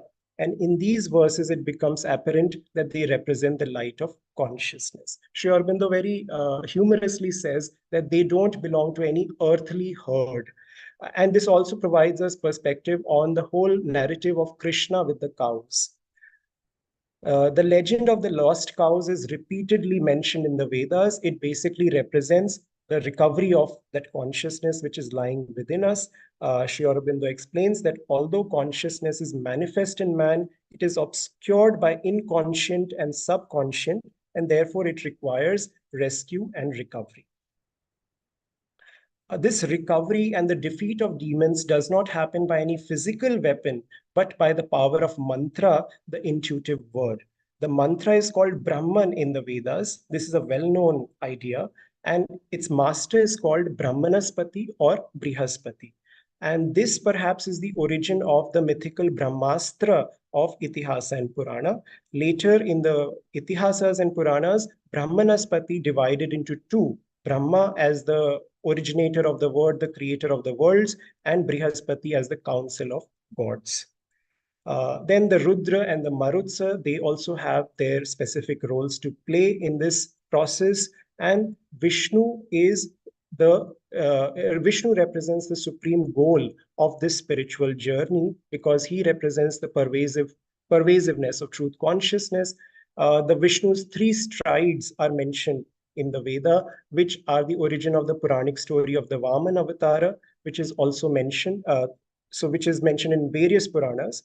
And his 3rd step is envisioned in the Vedas as the world of light and bliss, which is the supreme seat of Vishnu, the Parampada, which is the goal of the spiritual journey. So in conclusion, I would just say that in the Indian tradition, philosophy is darshan. It is not just about logical reasoning, but more importantly about the intuitive direct perception of the truth. And so following Sri Aurobindo's approach to the Vedas can enable one to understand this idea at a deeper level. Thank you.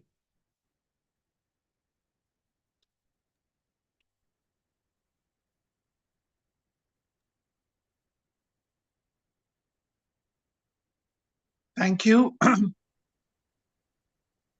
Thank you very much for a very encyclopedic paper.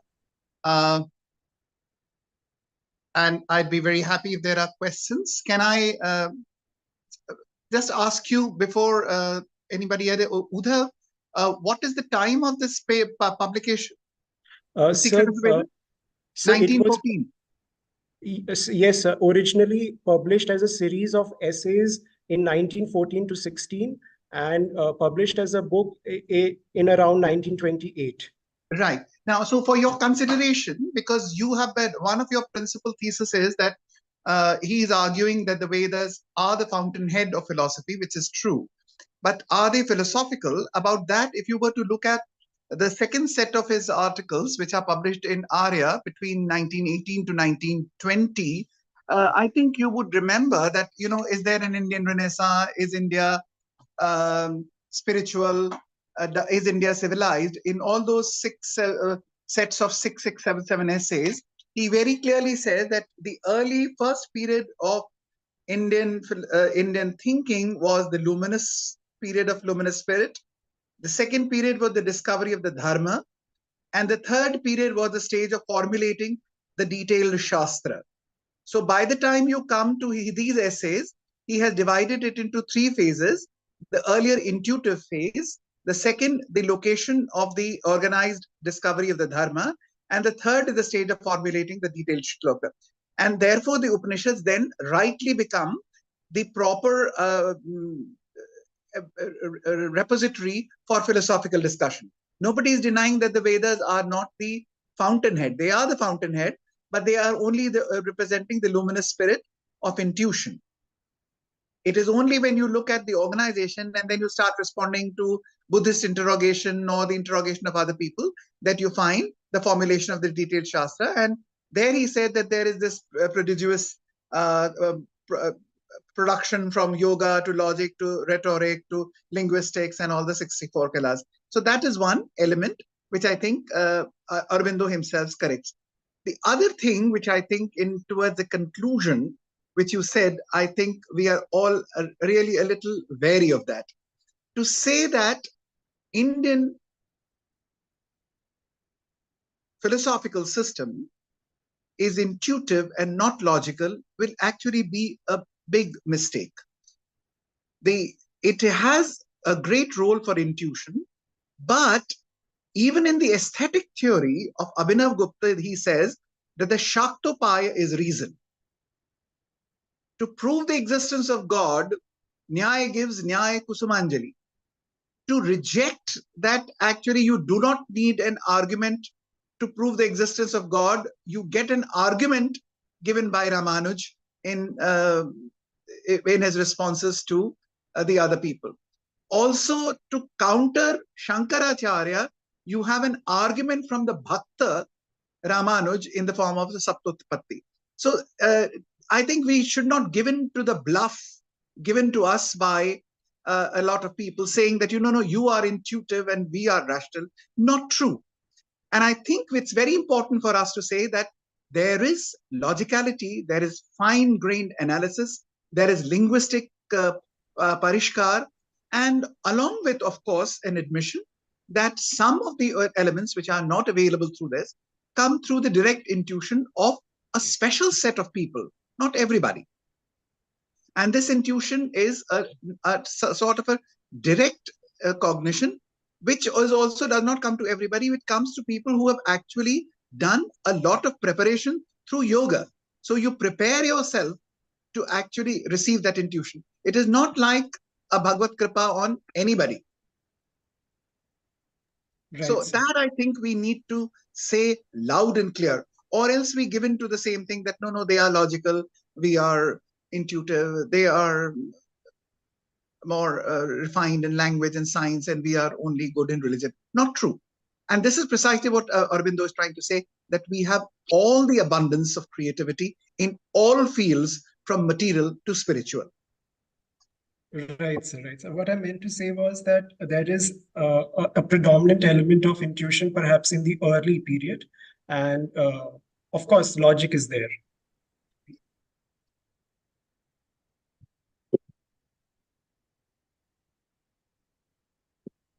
Any questions? But I think I must congratulate the speaker for a very, very good paper, very rich in your references, and I think we would really be benefited by learning more from you. Thank you, sir. Can we invite the next speaker, Mr. Bhavani Shankarji? Are you there? Mr. Bhavani Shankar, research scholar, JNU. I guess he is not here.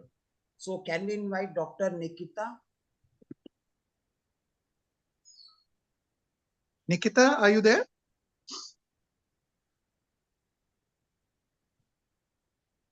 I think she was here right now, but I can't find her.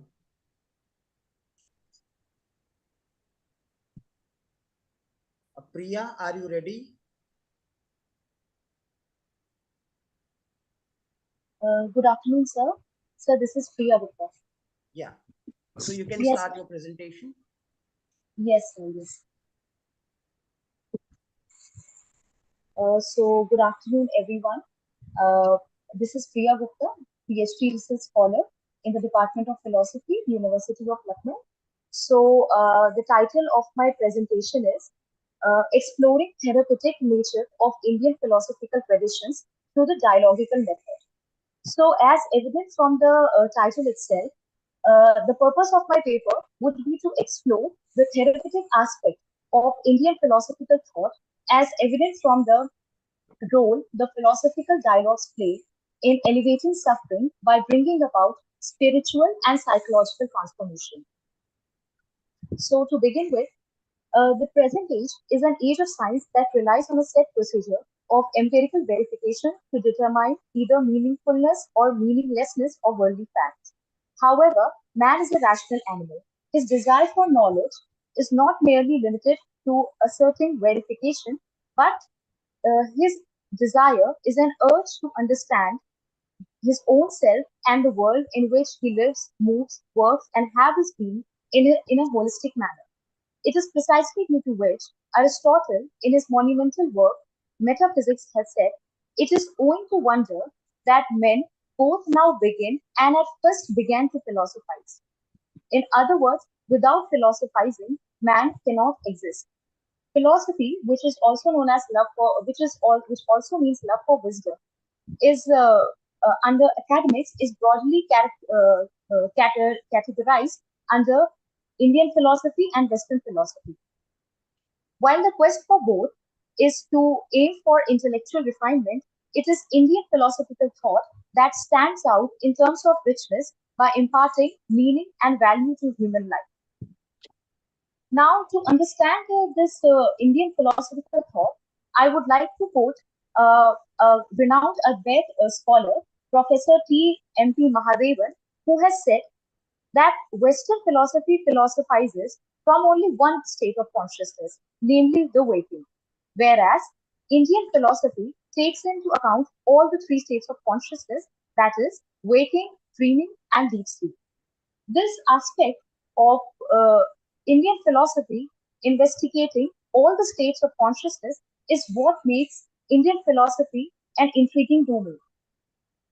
Uh, Though the central aim of both the Western philosophy as well as Indian philosophy is to uncover the solutions to the problems of life or to understand the issue of being or becoming or to understand the very meaning of matter, mind, goodness, truth. However, it is Indian philosophy that differs from the Western philosophy. And the difference lies in the terms of when it comes to Western philosophy, it is basically a disinterested pursuit of knowledge. That is, Western philosophy pursuit of knowledge is driven uh, for the sake of knowledge. That is, here the knowledge is treated as an end in itself. But when it comes to Indian philosophy, here the pursuit of knowledge is driven by a utilitarian end. That is, that end uh, being the purpose to live an enlightened life. It is precisely uh, this Western philosophy limit of investigating only phenomena and not treading onto nomina in Kant terminology. This has been well expressed by the Austrian philosopher Ludwig Wittgenstein when he says that after discovering the definite and unaccessible truth, he says, still how little has been done when these problems have been solved. Therefore, for Indian philosophy, to have the knowledge of the sensory world, or which we call the knowledge of the Naam and Roop, is not sufficient, but what is desired is the knowledge of essence, which is the knowledge of Atman or Brahman. Uh, this motive of this motive of having of serving human purpose resonates in the entire history of the Indian philosophy, be it Astic schools or the Nastic school, which is why all recognize that it is suffering or dukkha that is an inherent feature of human life. And this is evident from the Vedant perspective on suffering, wherein it links suffering to misidentifying of Atman with the illusory aspects of existence. Similarly, for Buddhism, as evident from their Four Noble Truths, it has elucidated not only the nature or the cause of suffering, but has also recommended a path for the cessation of the suffering. Likewise, Sankhya has also recognized suffering, and it has attributed suffering due to the occurrence of suffering due to misidentification of the eternal immutable Purusha with the ever changing material world, that is Prakriti. And liberation entails discerning the transcendental nature of Purusha from the fluctuations of Prakriti. Now, to elevate this suffering, philosophical dialogues illustrated in Indian thought system play an important role. However, before it is essential to understand the very concept of dialogue. Now, dialogue, as generally understood, is understood as a subset of communication wherein it is described as a discussion, interchange of ideas. However, it differs from the other mode of communication, such as debate. As in debate involves confrontation, but when it comes to dialogue, it involves listening and understanding. However, when it comes to philosophical dialogue, they differ from dialogues in general with respect to their purpose. That is, the philosophical dialogue function lies in attaining a cognitive aspect, that is, to reach a common insight upon an issue. While the dialogues in journal focus either on exchanging different views on an issue or to persuade others or to serve as an instruction. Now, now writing down philosophical opinions in dialogue was made popular by the iconic Greek philosopher Plato, who has utilized the method of dialogue to establish his theories rather than the method of writing reasoned treatise for the exposition of his thesis. And he has justified his preference of dialogue over the writing in his monumental dialogue, Phaedrus, wherein, through the character of Themis, he has criticized the writing by stating, if men learn this, it will implant forgetfulness in their soul. Also, he has equated writing with a dead discourse. But when it comes to dialogue, he considers it as an active or living speech, which is written in the soul of the learner and is of more value than passive written composition, however recent it may be. This dialogue, as a vehicle of philosophical thinking, has been also the very germ of the Indian philosophical thinking. Language, articulated through dialogue, dialectic, has been the heartbeat of Indian philosophy. In other words, Indian thought has never had the luxury of dwelling alone. For them, dialogue, just as suffering, is an inherent feature of life. In other words, they consider that just as they diagnose the life as a painful experience, similarly, the remedy lies in the pursuit of the philosophical dialogues. Now, there have been many Indian traditions in which we find the dialogic structures prevalent. For instance, I have taken Upanishads, the Bhagavad Gita, and Buddhism in this paper. Now, when it comes to the dialogic structure in Upanishads, Upanishads, as we all know, constitute the concluding portions of the Veda, which is why they are known as Vedanta. Now, embedded within these texts are the rich philosophical dialogues that have taken place between the enlightened sages and the earnest seeker on many fold of topics, be it world, life, transcendental reality, the nature of the self, etc. These dialogues have served as therapy, not only to bringing about inner peace, but also helpful in bringing about the spiritual and the psychological transformation. For instance, the dialogic exchange between the sage Yajnavalkya and his wife Maitri in the Brihad Aranyaka Upanishad on the true nature of self makes Maitri realize the limitations of the worldly attachment and to gain insight on the eternal nature of the self.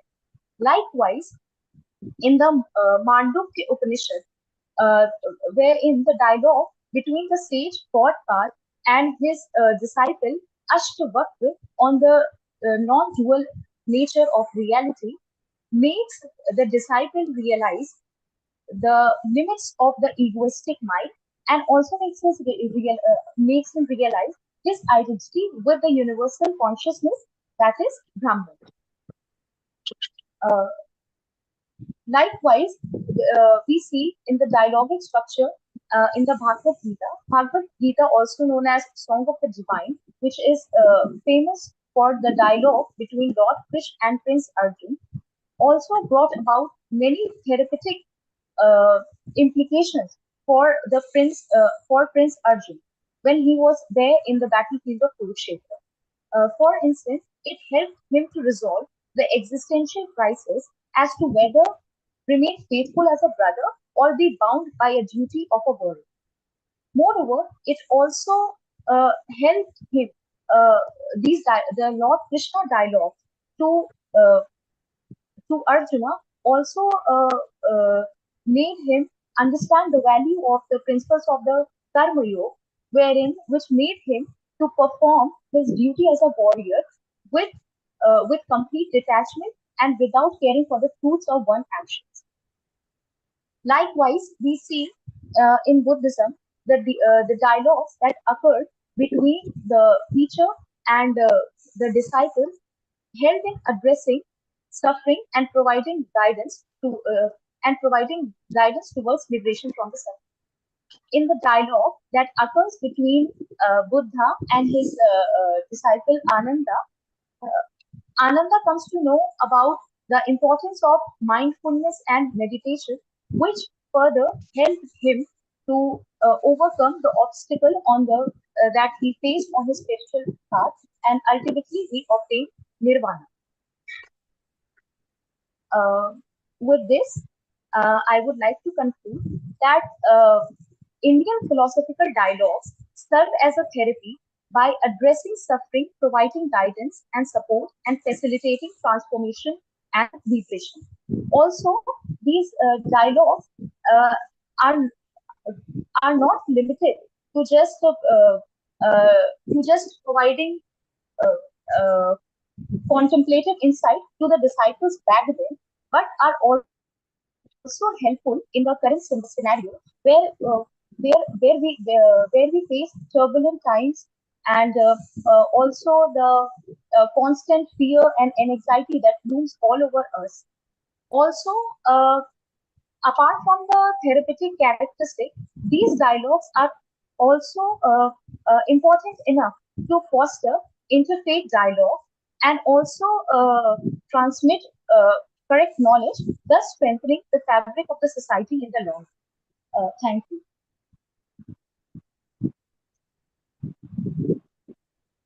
Thank you very much for your paper. The paper is now open for discussion. Any questions?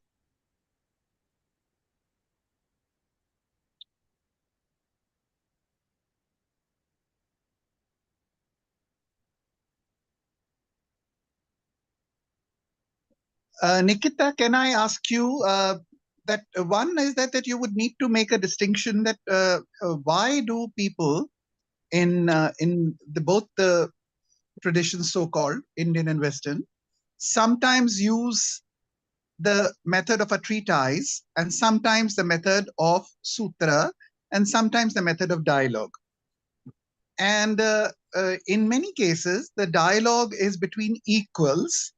And in many cases, what appears to be a dialogue is actually a question answer session between the teacher and the taught. Now, that's one important thing which we need to see. The other thing, very important thing, which I think we also need to understand, both in the so-called Western tradition of Plato's dialogues and the Indian dialogue, that sometimes, though you are using the dialogic method, the assumption is that the truth is already known. So Plato's dialogues are not open-ended, that you can come to a conclusion which may be different from the premises. That there is a world of ideas which is completely fixed is already there. Similarly, in the case of the Upanishads and the Vedas, that there is the Brahman, that there is the Jiva, that they are of identical, is already existent. So this notion of dialogue, which we now have in the hermeneutic democratic tradition of the modern times, wherein we assume that through the dialogue we will come to a conclusion or come to some kind of a consensus which may not be known to either participant in the dialogue, is not there in these ancient dialogues. So some of these things also need to be brought out when we are looking at it seriously.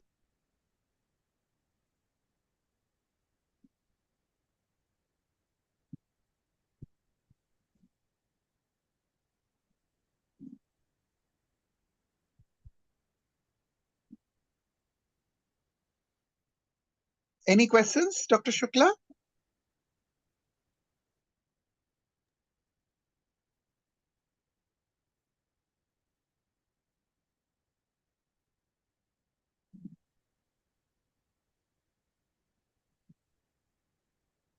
Any questions to Priya?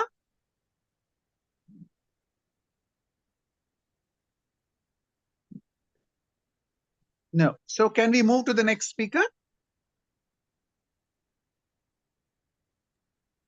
Thank you, Rakesh sir. I will definitely improvise on your comments that you made on your paper. Thank you.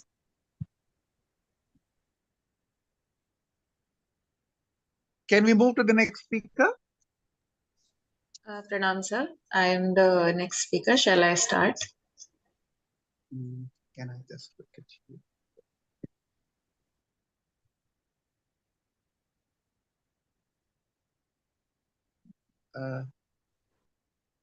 Will you please give your name and your affiliation? Is that Riddhi Agrawal? Yes, sir. My name is Riddhi Agarwal. I am a research scholar from Department of Yoga, Central University of Haryana. And I am going to present my paper today. Shall I start, sir? Yeah, we cannot see you. Am I not visible, sir? No.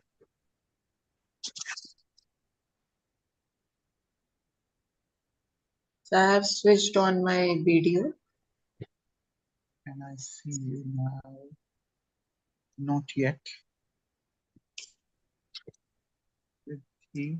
No, we still cannot see you. I don't know why.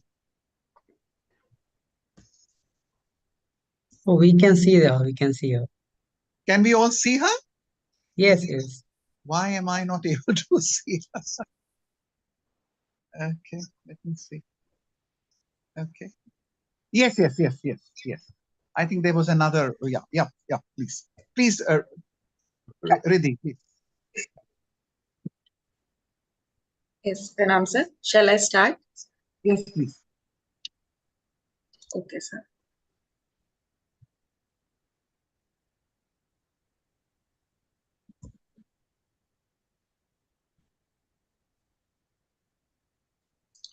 Sir, is my PPT visible?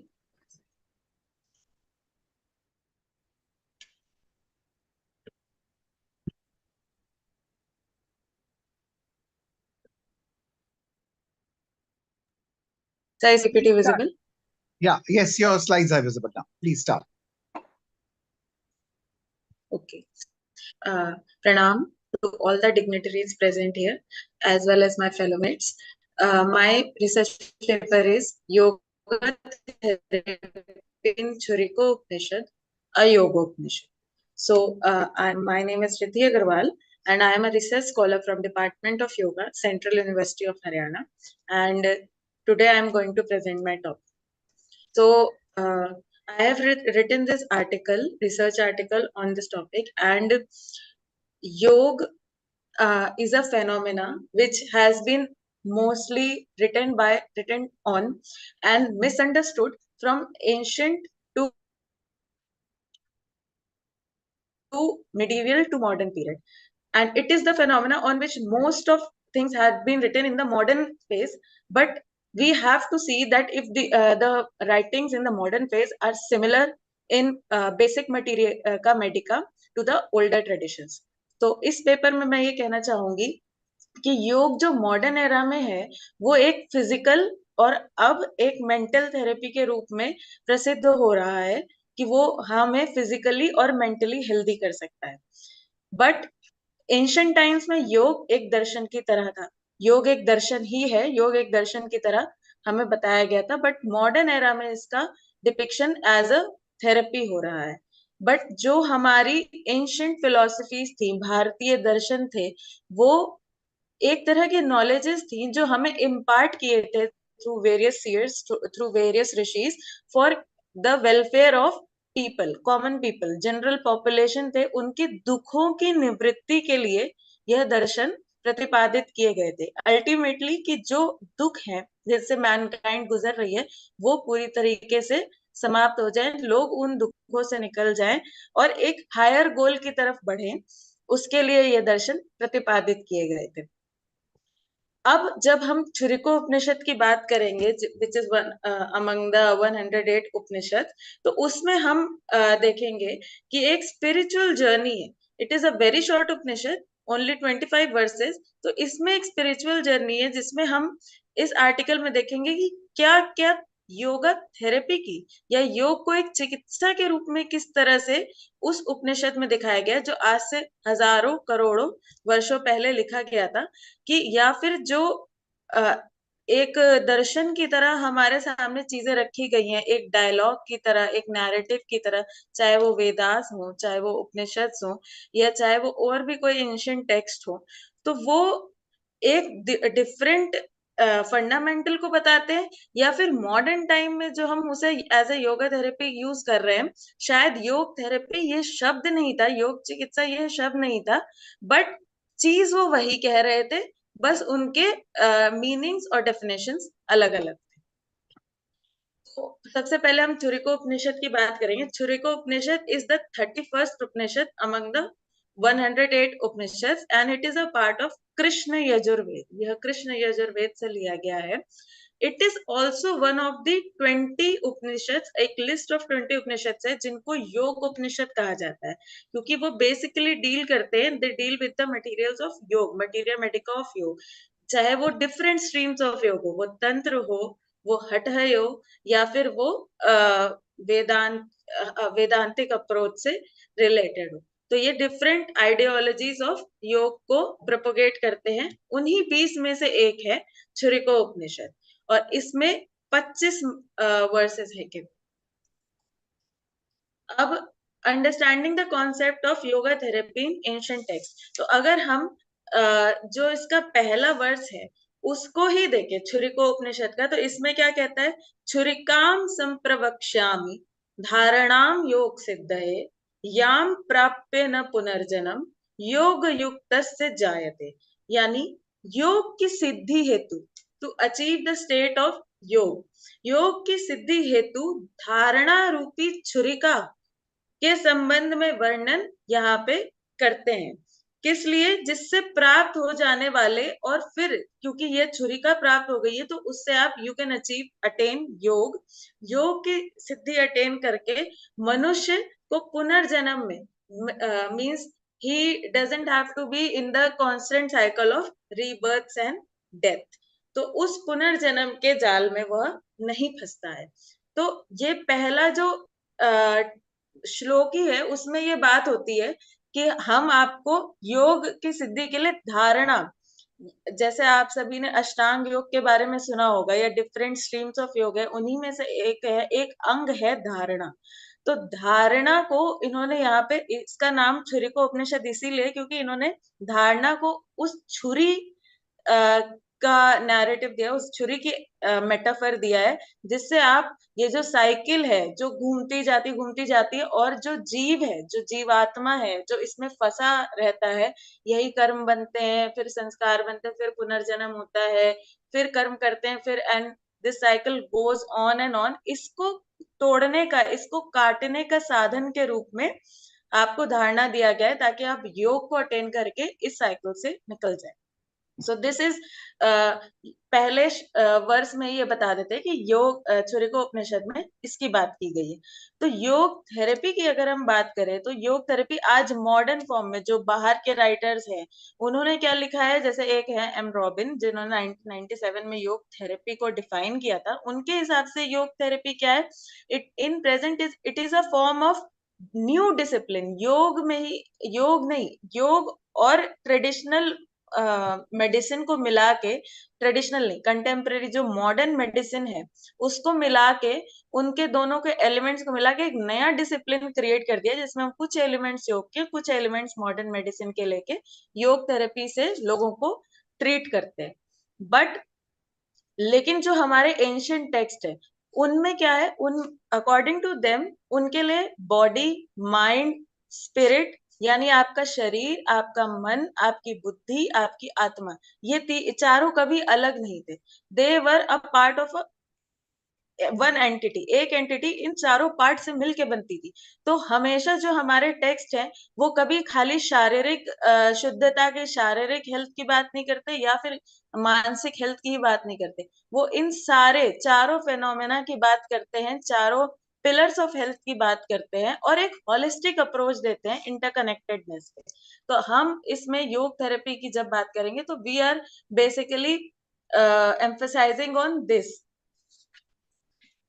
अब इस research paper में मेरी क्या की findings रही है, कि सबसे पहले हमारे जो एंशिएंट टेक्सचुअल रेफरेंसेस थे, जैसे ये छोटा सा उपनिषद है, इसमें फर्स्ट वाले के बाद सेकंड टू फोर्थ वर्स में ये प्राणायाम के बारे में बताते हैं, कि सबसे पहले to attain dharana you have to first start from pranayama. किस तरह से आप सांसों को भरे, उसके कितनी मात्रा में आप inhalation, hold, then exhalation, then hold करें, और किस तरह से आप पूरा यह चक्र चलाएं, उसके बारे में इसमें बहुत अच्छे से डिफाइन किया गया। और साथ ही ओमकार उच्चारण, एक ओम के उच्चारण में कितना समय लगता है, और उसी तरह फिर उन्होंने डिफरेंट डिफरेंट बताए कि अगर आप इनहेलेशन कर रहे हैं तो 12 मात्रा का करेंगे, फिर होल्डिंग करेंगे तो इतनी मात्रा का, एक्सहेलेशन करेंगे तो इतनी मात्रा का।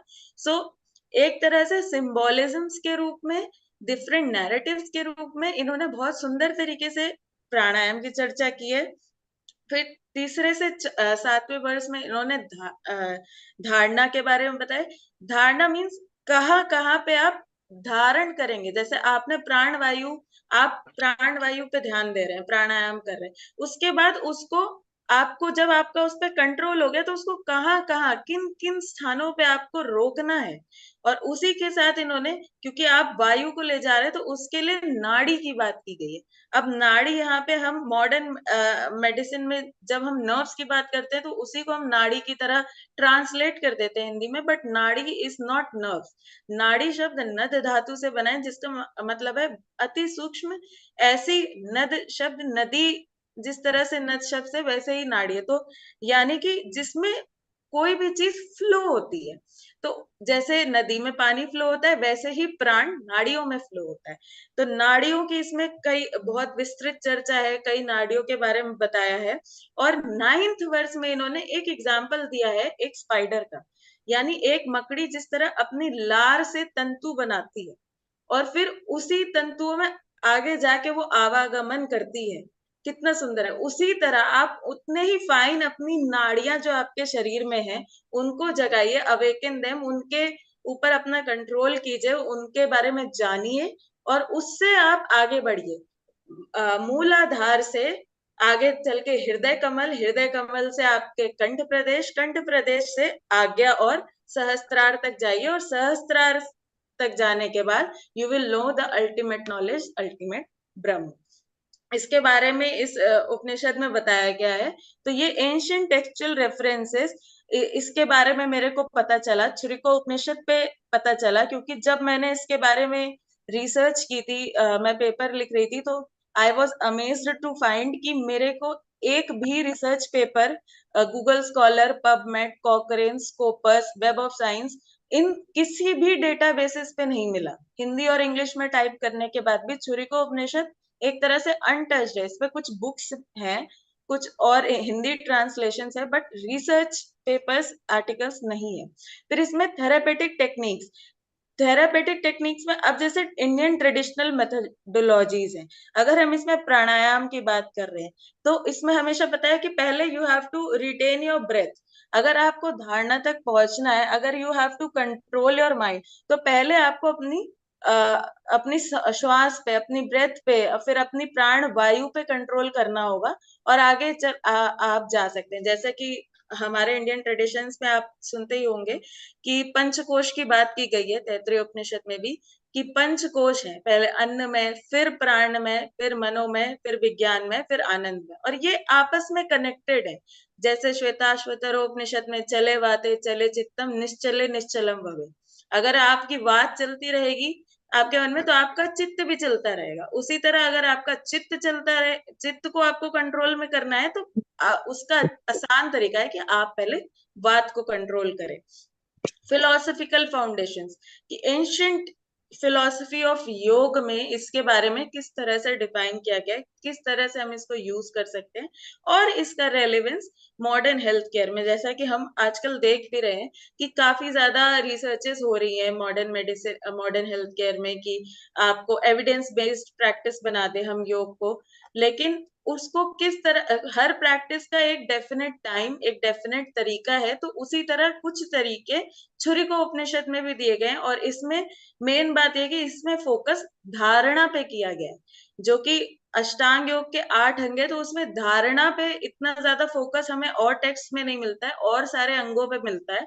और मॉडर्न योग तो खाली आसन, प्राणायाम और थोड़ा सा ध्यान लेके चलता है, धारणा पे उतना किसी का फोकस नहीं है। तो ये उपनिषद धारणा को मेन लेके चलता है, धारणा ही वो छुरी है जिसके नाम पे इसका नाम छुरिको उपनिषद पड़ा है। तो it is basically talking about that. फिर importance of integrating traditional knowledge with modern practice, ऐसा क्यों है कि हम मॉडर्न प्रैक्टिस में ट्रेडिशनल नॉलेज का, या पहले उन्होंने कुछ बोला होगा, अभी जो चल रहा है उसको क्यों नहीं चलने देते? क्योंकि अगर हम बेसिक, कोई भी पेड़ खड़ा होता है तो अगर उसकी रूट्स ही काट दी जाए तो वो पेड़ खड़ा नहीं हो सकता। उसी तरह अगर हम मॉडर्न योग को देख रहे हैं, तो मॉडर्न योग में जो बेसिक मटेरियल मेडिका है वो तो होना ही चाहिए। नहीं तो आजकल जैसे फालतू की चीजें, फालतू के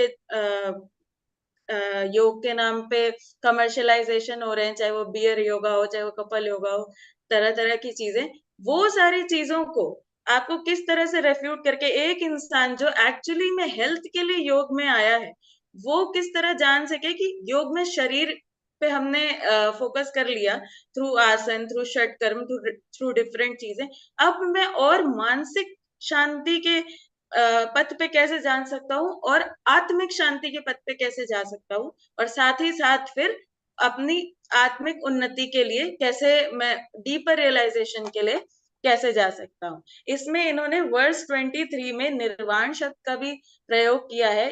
इन्होंने एक एलिग्री दी है कि जिस तरीके से, अगर आप योग, जैसे आप एक दिया देखते हैं, तो दिया जब बुझने वाला होता है, खत्म होने वाला है, उसका निर्वाण होने वाला होता है, तो उस समय तेल बाती एक दूसरे में मिलके पूरी तरीके से खत्म हो जाते हैं। उसी तरह जब आपका चित्त योग युक्त हो जाता है, तो जीवात्मा और परमात्मा एक दूसरे में मिलके परम तत्व में विलीन हो जाते हैं। तो ये इतनी सुंदर इसमें मेटाफर्स, इतने इस सुंदर एग्जाम्पल्स के रूप में इसमें समझाया गया है। तो आई थिंक कि हमें इस पे ज्यादा ध्यान देना चाहिए। फिर उसके बाद अब हम लिमिटेशंस को एड्रेस करेंगे कि हम ये करने तो जा रहे हैं, पर इसके बीच में लिमिटेशंस क्या है। जैसे first of all interdisciplinary collaboration, क्योंकि अगर हम, जैसे मैंने स्टार्टिंग से शुरुआत की थी, अगर हमें चाहिए कि हम एंशिएंट टेक्स्ट हैं जितने भी हमारे, चाहे वो वेदास हो, चाहे वो उपनिषद हो, क्योंकि ऐसा कोई भी टेक्स्ट नहीं होगा जिसमें योग की बात नहीं की गई होगी। अगर हम खुले नजर से विदाउट बायस देखें। तो उन चीजों को अगर हमें मॉडर्न मेडिकल अपना जो आयुष सिस्टम है या जो योग थेरेपी है उसको अच्छा और विस्तृत बनाना है, ताकि हम मॉडर्न मेडिकल सिस्टम जो है उस पे डिपेंडेंट ना रहे और योग को एज अ कॉम्प्लीमेंट्री थेरेपी ना ले, योग को as a form of therapy ले। हर थेरेपी की अपनी एक लिमिटेशंस होती है, बट आउटर सर्जरी नहीं, but inner surgery, inner engineering जो है उस पे ध्यान देना है। तो इंटरडिसिप्लिनरी कोलैबोरेशन सबसे पहले जरूरी है कि जो स्कॉलर्स ऑफ फिलोसफी हैं, जो स्कॉलर्स ऑफ वेदास हैं, संस्कृत है, जो एंशियंट इंडियन नॉलेजेस वाले स्कॉलर्स हैं, और साथ ही जो modern body system, anatomy, physiology वाले स्कॉलर, उनके बीच में एक अच्छा संवाद होना चाहिए। फिर एविडेंस बेस्ड वैलिडेशन, अगर हम आज के समय में हमें प्रत्यक्ष प्रमाण हर चीज का चाहिए, तो अगर हम इन पे एविडेंस बेस्ड वैलिडेशन नहीं करेंगे, अगर इस पे एक रिसर्च हो 60 लोगों को लेके कि हाँ 12 मात्रा प्राणायाम करने से ही आपको ज्यादा फायदा हो रहा है बजाय नहीं, तो लोग उसको ज्यादा मानेंगे क्योंकि वो वैलिडेटेड है, उसका आउटकम वैलिडेटेड है। एंड एक्सेसिबिलिटी एंड इंक्लूसिविटी, इसके इस क्षेत्र में तो हमारी सरकारें, जैसे अभी आप पंजाब की सरकार देख रहे होंगे, उन्होंने पहले सिटीज में और अब पिंड लेवल पे भी जो ट्रेनर्स हैं वो रिक्रूट किए हैं कि वो एक गांव में 2-2 ट्रेनर है, कि वो लोगों को समय समय पे जाके सिखाए, क्योंकि जितनी एक्सेसिबल होगी नॉलेज। अब अगर मुझे लगता है कि मेरे को योग सीखना चाहिए, बट योग में शहर में जाके सीख सकता हूँ, तो शायद मैं नहीं जाऊं, बट अगर वो मेरे घर के गांव में ही एक्सेसिबल है तो वहां पे मैं आराम से सीख सकता हूँ। और उसमें हर तरह के लोग अलाउड हैं, ऐसा नहीं है कि सिर्फ जवान लोग ही अलाउड है, ऐसा नहीं है कि सिर्फ मेन ही अलाउड है, इंक्लूसिविटी है, तो हम उसमें ज्यादा जाना चाहेंगे। बट ये एक लिमिटेशंस भी है क्योंकि कई जगह ऐसा नहीं होता है। फॉर एग्जाम्पल, आपने इंदिरा देवी का नाम सुना होगा, she was a modern day yogini. उनकी वजह से योग रशिया में फेमस हुआ था, और इवन चाइना में फर्स्ट योग सेंटर खुलने वाली योगिनी इंदिरा देवी थी। तो उनको she wanted to be a student of T Krishnamacharya ji, तो कृष्णमाचार्य जी ने उनको स्टूडेंट लेने से मना कर दिया था, on the very reason that she was a woman, she was a female. तो ये चीजें, ये थोड़े हमारे अंदर बायस होते हैं, परसेप्शंस होते हैं, we have to eradicate them।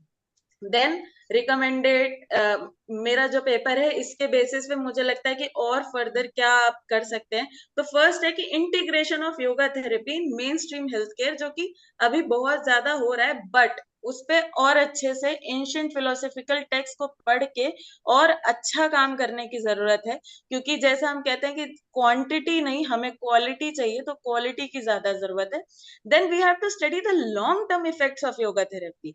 हम जो भी बात करते हैं आजकल, जो भी रिसर्चेस होती हैं, 120 डेज, 6 मंथ्स, 3 मंथ्स, उससे ज्यादा नहीं, बट एक लॉन्गिट्यूडनल स्टडी की बहुत जरूरत है। क्योंकि जैसा अब हम योग में आगे बढ़ रहे हैं, तो योग को जो पेटेंट कराने चाहते थे कुछ देश जैसे चाइना, वो क्या रिसर्च कर रहे हैं कि योग से तो इंजरी हो जाती है, योग इंजरी पे उनका काफी अच्छा रिसर्च हो रहा है, कि वो दिखाना चाह रहे हैं कि जो हमारे बहुत एडवांस पोजेज हैं, जिनमें हम बिल्कुल रोटेट कर देते हैं स्पाइन को, जैसे शलभासन हो गया, पूर्ण शलभासन, की पैरों को सर पे रख देना, तो उनसे स्पाइन में इंजरी हो जाती है। तो टू रेफ्यूट देम कि ऐसा नहीं है, एक तरीका है जिसको आप पढ़ के अगर करेंगे तो ये इंजरीज नहीं होती हैं, और ये जो कोशिशें हो रही है इनको रेफ्यूट करें, तो long term effects of yoga therapy are very much necessary. क्योंकि योग के तुरंत इफेक्ट तो हम कम ही देख सकते हैं, but long term effects are very much very good. Then customization of yoga practices, कि हर डिजीज के अकॉर्डिंग, हर इंसान की अवस्था के अकॉर्डिंग, बच्चा है तो अलग, बूढ़ा है तो अलग, जवान है तो अलग, एक्सेट्रा एक्सेट्रा, सेक्स के अकॉर्डिंग कि आप फीमेल है, मेल है, आप ट्रांसजेंडर है, एक्सेट्रा एक्सेट्रा। और technology enabled yoga interventions. Now योग इंटरवेंशंस, इसमें टेक्नोलॉजी का क्या, ये मॉडर्न प्लेन्स में रहने वाले हैं जहां एक्सेसिबल है उनके लिए नहीं, ऐसी जगह है जहां पे इंसान का रहना जाना मुश्किल है। जैसे अगर हम सियाचिन में हमारे जवानों को स्वस्थ रखना चाहते हैं, उनको मेंटल पीस देना चाहते हैं, बट वहां पे योगाचार्य नहीं जाना चाह रहे हैं, वहां उतना एक्सेसिबल नहीं है, तो for them we can have a technologically enabled yoga interventions, या for our जवान जिन जो जंग में जाने वाले हैं उनको ट्रेन करने के लिए ऐसी जगह जहाँ पे हमारा जाना मुश्किल है। देन इसमें एक लास्ट जो इसका वर्स है, सेकंड लास्ट वर्स है, उसमें भी एक मेटाफर बहुत अच्छे से यूज किया गया है, उसको मैं आपके सामने रखना चाहूंगी। प्राणायाम सुतीक्षेण मात्र धारेण योगवित वैराग्योपल घृष्टेण छित्वा तम तू न बध्यते। यानी वैराग्य रूपी पत्थर पर ओमकार युक्त प्राणायाम से घिस के तीक्ष्ण की गई धारणा रूपी छुरी से संसार सूत्र को काटने वाला योगी सांसारिक बंधन में नहीं बंधता। मतलब वो जो एक लाइन है, जो ये कर्म की एक श्रृंखला है, या जो हमें जीव को प्रोपेल करती है कि आप फिर से एक नया जन्म लो अपने कर्मों को भोगने के लिए, फिर से डेथ हो एंड एक्सेट्रा, उसको काटने की जो ये छुरी है, ये धारणा रूपी, उसको प्राणायाम रूपी पत्थर पर आप ओमकार युक्त वैराग्य रूपी पत्थर पर ओमकार रूपी प्राणायाम से घिस के तीखा करें ताकि वो आसानी से कट जाए। और इसमें कंक्लूजन और की टेक अवेज मेरे क्या है कि इनसाइट्स ऑफ एंशिएंट टेक्स्ट तो हमें मिली ही है, इंटीग्रेशन बहुत जरूरी है ट्रेडिशनल विजडम्स का, साथ ही कंटेम्पररी हेल्थ केयर इम्प्लीकेशंस, क्या जो उस समय लिखा गया है वो अभी भी हमारे पे इम्प्लाई करता है, हम अभी भी हम उस पे काम कर सकते हैं। एंड कॉल टू एक्शन, जैसा कि मैंने बताया कि अभी तक इस पे चाहे छुरिको उपनिषद हो या कई ऐसे उपनिषद है, कई ऐसे टेक्स्ट हैं योग के और अलग अलग फिलोसफीज के जिन पे उतना काम नहीं हुआ है, और बिना उन्हें जाने ही हम एक राय बना देते हैं या वेस्टर्न फिलोसफर्स एक राय बना देते हैं। तो कॉल टू एक्शन की जो इंडियन नॉलेज सिस्टम है, जो अब हमारा हिंदू स्टडीज का भी अब इन दोनों पेपर्स में एक यूजीसी नेट के पेपर्स आ गए, तो ऑब्वियसली इनमें रिसर्चेस बढ़ेंगी, कोलैबोरेशंस बढ़ेंगे, ये बहुत जरूरी है। एंड लास्ट में thank you so much. Question answers अगर आप में से कोई बोलना चाहे। Thank you for your paper.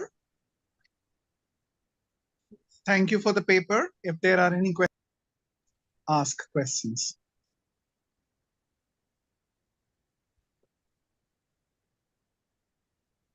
Riddhi, there are a few things which I think you need to look at little more seriously. One is that, you know, all philosophical systems of India recognized yoga as a preliminary. तो अगर आपको ये मानना है कि चित्तवृत्ति निरोध के लिए योग करना है तो सभी मानेंगे, लेकिन उनकी जो मेटाफिजिकल थियोरी है योग की, जो कि अपने आप में सांख्य के साथ मिलती जुलती है, वो बाकी सब नहीं मानते। एक तो ये बात है। दूसरा, योग एक चिकित्सा के रूप में, और तीसरा योग अपनी मेंटेनेंस को करने के लिए और कार्यकुशलता के लिए। ये तीन अलग अलग चीजें हैं जो संबंधित हैं। आपने शुरू बात तो ये की कि नहीं, हमें फिलोसॉफिकल ट्रेडिशन को देखना चाहिए, लेकिन आगे चलकर फिर जो दो चीजें बड़ी इंपॉर्टेंट हैं कि जैसे हिरण्य संहिता और हठ योग प्रदीपिका के अंतर्गत योग में यम नियम आसन में आसन की प्राथमिकता है, पर जो पातंजलि योग है उसके अंतर्गत यम की प्राथमिकता है, जिसके हिसाब से यम में सबसे पहले सत्य, अहिंसा इत्यादि प्रमुख हो जाएंगे। तो डाकुओं को और सैनिकों को और जो हिंसा करने वाले लोग हैं उनके लिए योग हो सकता है या नहीं, एक बड़ा सवाल होगा, क्योंकि वहां पर अगर यम की प्राथमिकता है, अहिंसा आपका परमो धर्म है, तो उस समय ये वाली चीजें किस तरीके से होंगी, इसके बारे में बहुत सारी चर्चा बौद्धिक रूप से करनी पड़ेगी। बाकी जो बात है आपने कही वो इस समय बहुत प्रमोट हो ही रही हैं। बहुत सारा मोरारजी देसाई इंस्टीट्यूट में और बहुत सारा ये जो इंस्टीट्यूट है हरिद्वार में, और यहाँ पर भी लखनऊ में भी मेडिकल कॉलेज के साथ बहुत सारी कोलैबोरेटिव रिसर्चेस हो रही हैं जिनके ऊपर हम लोग बहुत ध्यान दे रहे हैं। So that's one very interesting thing. आपने जो एक विशेष उपनिषद के बारे में बात की, उसके बारे में हम लोग को ये भी देखना पड़ेगा कि वो ओरिजिनल है या नहीं है, उसकी कितनी मैन्युस्क्रिप्ट्स हैं, और वो उन उपनिषदों की गणना में आरंभिक माता है या नहीं, इन सब चीजों को भी हमको देखना पड़ेगा। So I think it is a very useful paper that you are presented. कोई और सवाल किसी को करना हो तो? Can I answer your question? हाँ बताइए। सर, जैसे कि मैंने पहले बताया, ये 108 उपनिषद में 31st उपनिषद है, जो कि कृष्ण यजुर्वेद से लिया गया है, और इस पे कई सारी बुक्स भी हैं, जैसे टी.आर. अयंगर की बुक है योग उपनिषद, उनमें भी छुरिको उपनिषद का उल्लेख आता है। पंडित श्री राम शर्मा आचार्य के 108 उपनिषद का जो भाष्य है, उसमें भी छुरिको उपनिषद है। तो ये छुरिको उपनिषद, इवन योग उपनिषद तो नेट के सिलेबस में भी है, तो उसमें छुरिको उपनिषद नहीं है, but it is a part of 20 योग उपनिषद एंड 108 उपनिषद। तो इसमें तो कोई मतलब ऐसा नहीं है कि ये है कि नहीं है। दूसरी बात सर, जैसे हम बात करते हैं, योग के कई सारे स्ट्रीम्स हैं, जैसे hatha yoga is different from raja yoga expounded by Patanjali. तो उन्होंने यम नियम आसन प्राणायाम प्रत्याहार धारणा ध्यान समाधि की बात की है। उसके अलावा उन्होंने अभ्यास वैराग्य और क्रिया योग की भी बात की है। वो डिफरेंट टाइप्स ऑफ साधक के लिए डिफरेंट टाइप ऑफ योग टेक्निक्स बताई है उन्होंने। वैसे ही हठ yoga which has originated from तंत्र योगा, उनके ये टेक्स्ट हैं, चाहे घिरण संहिता हो, चाहे हठ प्रदीपिका हो, और उसमें भी हठ प्रदीपिका का जो इंग्लिश ट्रांसलेशन है, जो मुंगेर बिहार के थ्रू है, हठ योग प्रदीपिका का, उसमें आपको यम नियम का उल्लेख मिलेगा। उन्होंने 10 यम और 10 नियम बताए, बट उनका जो चैप्टराइजेशन है, उसमें वो आसन, मुद्रा, प्राणायाम और नादानुसंधान की बात करते हैं। तो अगर हम जाके अंदर देखें, तो उसमें बात सारे लोग एक ही चीज की कर रहे हैं, क्योंकि नहीं अगर नहीं हम नहीं नहीं नहीं कर रहे हैं। उसके अंतर्गत ये बहुत ही प्राथमिक बात है कि जो हठयोग प्रदीपिका है, उसका मूल ये है कि वो अधिक इंक्लूसिव है। वो स्त्रियों के लिए, अपंग के लिए, सुकुमार बुद्धि, उन सब के लिए भी है। और उसके अंतर्गत आसन से आरंभ कर रहे हैं। और जो दूसरा जो राजयोग वाली परंपरा है, उसमें यम के बिना आसन का कोई महत्व नहीं। तो एक ही बात नहीं कह रहे, दोनों में बहुत ही मौलिक फर्क है। और हम लोग स्कॉलर्स हैं, तो हम लोग को स्कॉलर्स के हिसाब से ये देखना पड़ेगा कि हठयोग प्रदीपिका और घिरण्य संहिता में जो कुछ वर्णित है और पातंजलि योग सूत्र में जो वर्णित है, उनके अंतर्गत प्राथमिकता का क्या भेद है, और कई चीजों का जिक्र ही नहीं। जैसे आपको विभिन्न आसनों का कोई जिक्र आपको पातंजलि योग सूत्र में मिलता ही नहीं है, सिवाय सुखासन। तो सब एक ही बात नहीं कह रहे हैं, सब अलग अलग बात कह रहे हैं, और उनका महत्व भी अलग है, उनकी स्थापनाएं भी अलग हैं। और उनके साथ जैसे कर्म कौशल होगा, तो आप कहें कि भाई कर्म कौशल के लिए भाई हम डाकू हैं, तो हम योग सीख लें तो हम बहुत अच्छे डाकू बन जाएंगे। तो ये वाली बात पतंजलि के हिसाब से नहीं हो सकती। क्यों नहीं हो सकती? क्योंकि उनका पहला ही सिद्धांत है यम, है ना। लेकिन अगर कोई और अगर यम को नहीं मान रहा होगा, तो उसके लिए तो ये बात भी हो सकती है कि भाई कर्म कौशल के लिए आपने योग से अपने आप को सिद्ध कर लिया। तो ये सारे डिबेट्स अपने आप में महत्वपूर्ण है। और क्योंकि आपने ये बात कही ना कि हम लोग को स्कॉलर्स की तरह बात करनी है, तो हमें स्कॉलर्स की तरह ही इन चीजों पर और ध्यान देने की आवश्यकता है।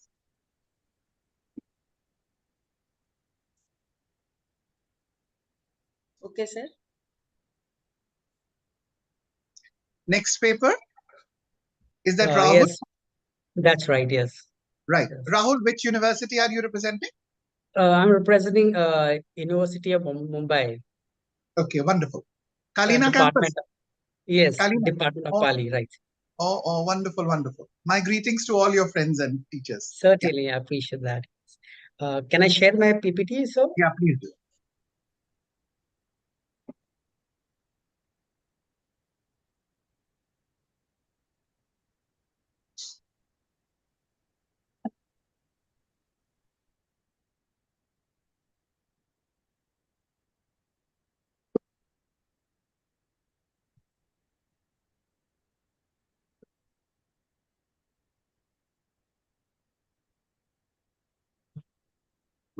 Namo tassa bhagavato arahato samma sambuddhassa.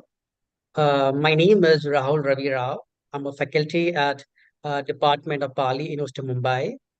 And my topic for today is for the presentation is Buddhist education, its relevance through narrative literature, analytical study. The introduction. and any oral and written text can be considered literature in the broader perspective of the word, and the Buddhist texts are no exception. The literally quality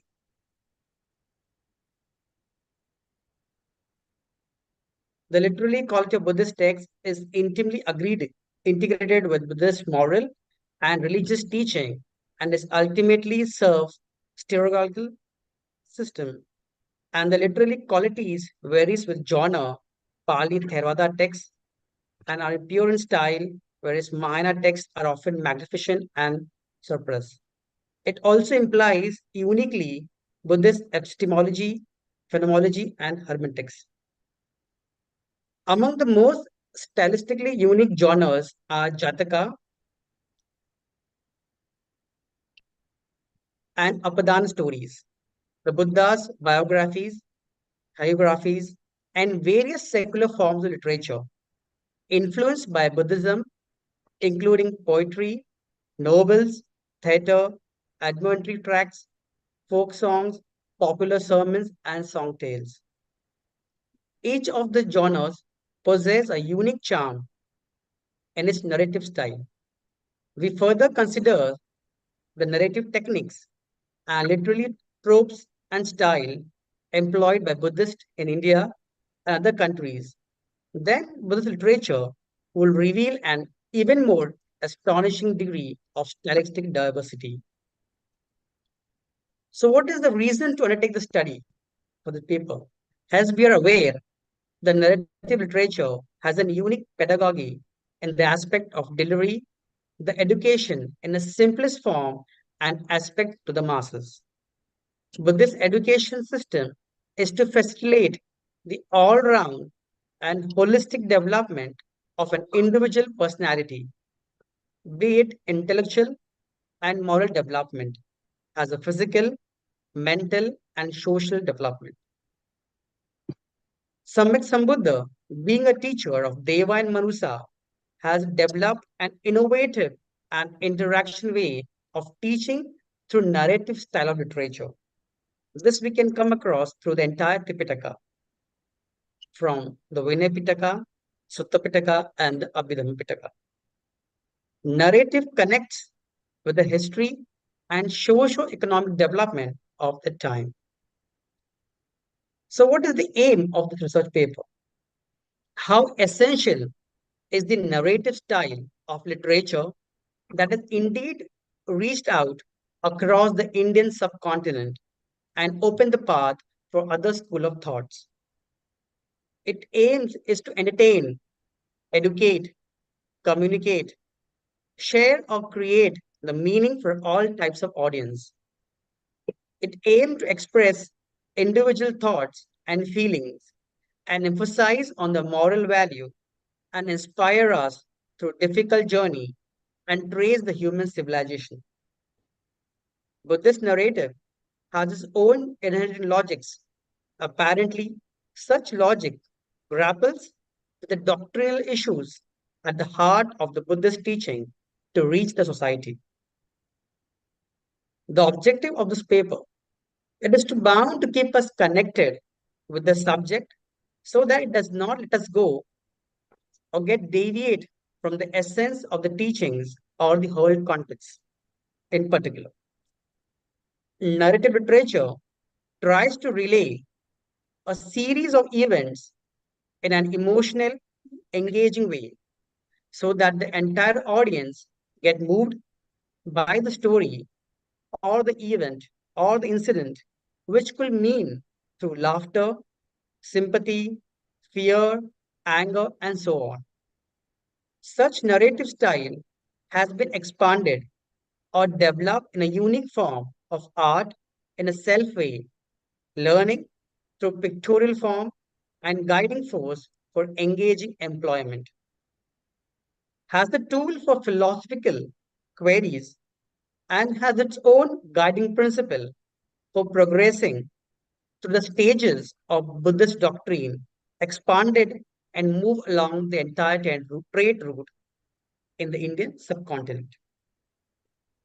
The earlier work done, which was going through this paper for this paper, as I came across the earlier development of Buddhist literature and languages in India by L.S. Cousin, the early discourses of the Buddha as a literature in narrative features of the Dignikaya by Avatar Shulman, the female past in early Indian Buddhism, the shared narrative of the seven sisters in the Theri Apadana by Alice Collett, art, religion, narrative, a comparison of early Christian and early Buddhist Indian art by Codex Aquilensis. The research methodology for this paper is here the methodology to study the narrative literature with the help of art and architecture encompassing Buddhist education, tracing the unique art of sculpture, traces across the Buddhist settlement or around the stupa, monasteries, temple walls, rock architecture sites, Vedika panels, facade, and toranas or gateways we come across. What was the reason of coding such narratives in the form of art, which needs to be decoded, as in today's form of Buddhist visual communication?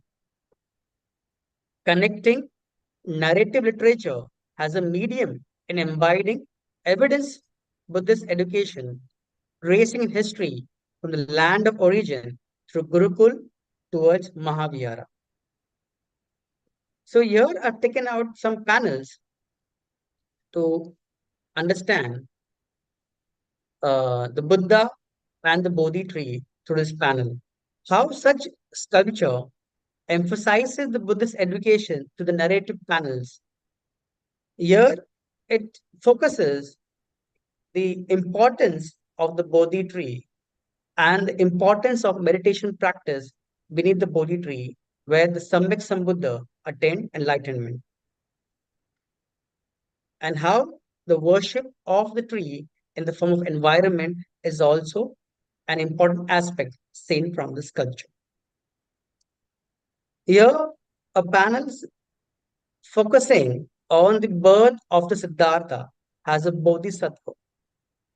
So, when we read about the Nidan Katha, Dure Nidan, Abhidure Nidan, and a Santik Nidan, here the story, how important the birth of the Buddha. So, such kind of panels provides a visual information of the period, the style of that area, the time frame, and artisan emphasizing this sculpture through its imagination reaching out the masses.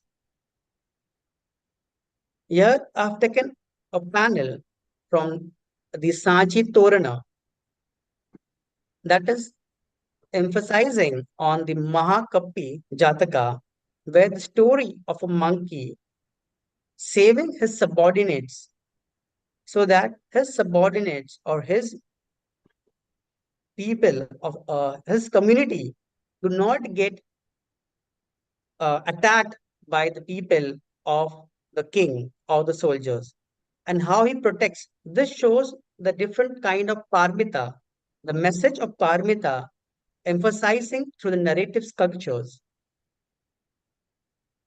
And such kind of narrative sculptures are also at different sites, such as the panel of Bharut. Here too, the importance of the education through narrative panel is emphasizes to the people around the society. So this panel is from the Bharut Stupa, which is right now in Kolkata Museum. Similar, such narrative panels we come across from the Sachi, we come across from Bharut, we come across from the area of Amravati, Nagaj Konjukonda. Similar sculptures we come across from the facade level of Ajanta, Ellora, Kaneri, Pittalkora, where the message is reached out to large number of masses, where one person is not able to reach. So this narrative panels or the facade or the story or the paintings which are depicted on the sculptures or at the stupa reach out to the public in general. And this has been taken through trade route across the Indian subcontinent. Here, there's a panel from the same Bharut sculpture, which is right now at Kolkata Indian Museum, depicting the importance of dana, the Jetwana dana, given by Anath Pindaka and the Parinjeta at Shravasti to the Buddha, where the Buddha has spent almost 25 years of his Varsavas in this entire peripheral. So how important is the dana is also emphasized. Similar way, the narrative sculptures, especially on different monuments within the Buddhist context, emphasizes the story of the Bodhisattva, emphasizing the paramitas such as dana, khanti, metta, saddha, sila, nekhamma, adhisthana, virya, upekka, panya. Here, the panel emphasizing about the Mahaparinibbana of the Buddha, how the Mahaparinibbana of the Buddha is showcased in one of these Leni or Lena of Ajanta, where Ajanta almost has 30 Buddhist Leni or caves we come across. So here the depiction of the time and the serenity so that people can reflect it accordingly when they come across this place and take a message of the teaching of Buddha with them and expand within their home or the society. Similar way, the return of the Buddha from Tushita Hevana or Tafet, from Tautinsa to Sankisa, teaching her mother the importance of meditation. So, how important is meditation practice? The Vipassana meditation, the Samatha meditation, the Metta meditation, the Anatta. This also we come across through the aspect of narrative literature. Similar way, I've also taken the panel from the Gandhara School of Art, encompassing the Indra and the Brahma along with the Buddha. So the entire analysis of this paper is how essential is Buddhist education in relevance to the narrative literature reflected from the second BCE, that's before Common Era, through visions and visuals, and are applicable today in the 21st century. Indeed, the need of our to develop such below form of education. So the narrative literature gives us a podium or a parameter to expand the education in the way of the Buddha wanted. So first is the moral value education through narratives and an effective way of disciplined teaching. It can comprises of ethics, etiquettes, manners. So a person is indeed, and such kind of education is also been imparted at the school level or at the college level or at the higher secondary level. Similar way, the academic education through narratives, an innovative way of studying, memorizing, so that this kind of education we can be traced through the Buddhist council, the sixth Buddhist council, which we come across from the Tipitaka.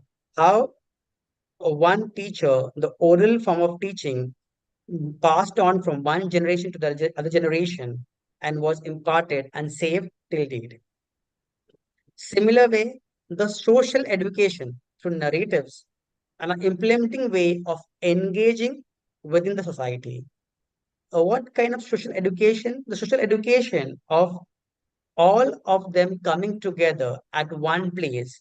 As we know, the stupa, where the stupa is constructed at the place comprising the four corners, the four gates, where people from all directions can come together and spend some time together, where they can have the interaction within the society, and this can lead to a disciplined manner and a body of brotherhood, and cherish the festivals within the peripheral of the stupa.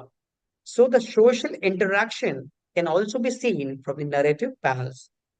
Similar way, the spiritual education through narratives, an applicable way for practicing and leading to the path or the magga or the phala that can lead towards nibbana.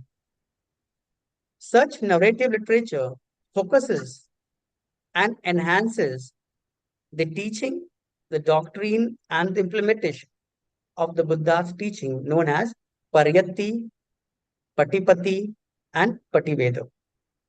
Similar way, the narrative also enhances pilgrimage on a grander scale and the symbolic teaching which stand its testimony till date. So here I would like to conclude my paper.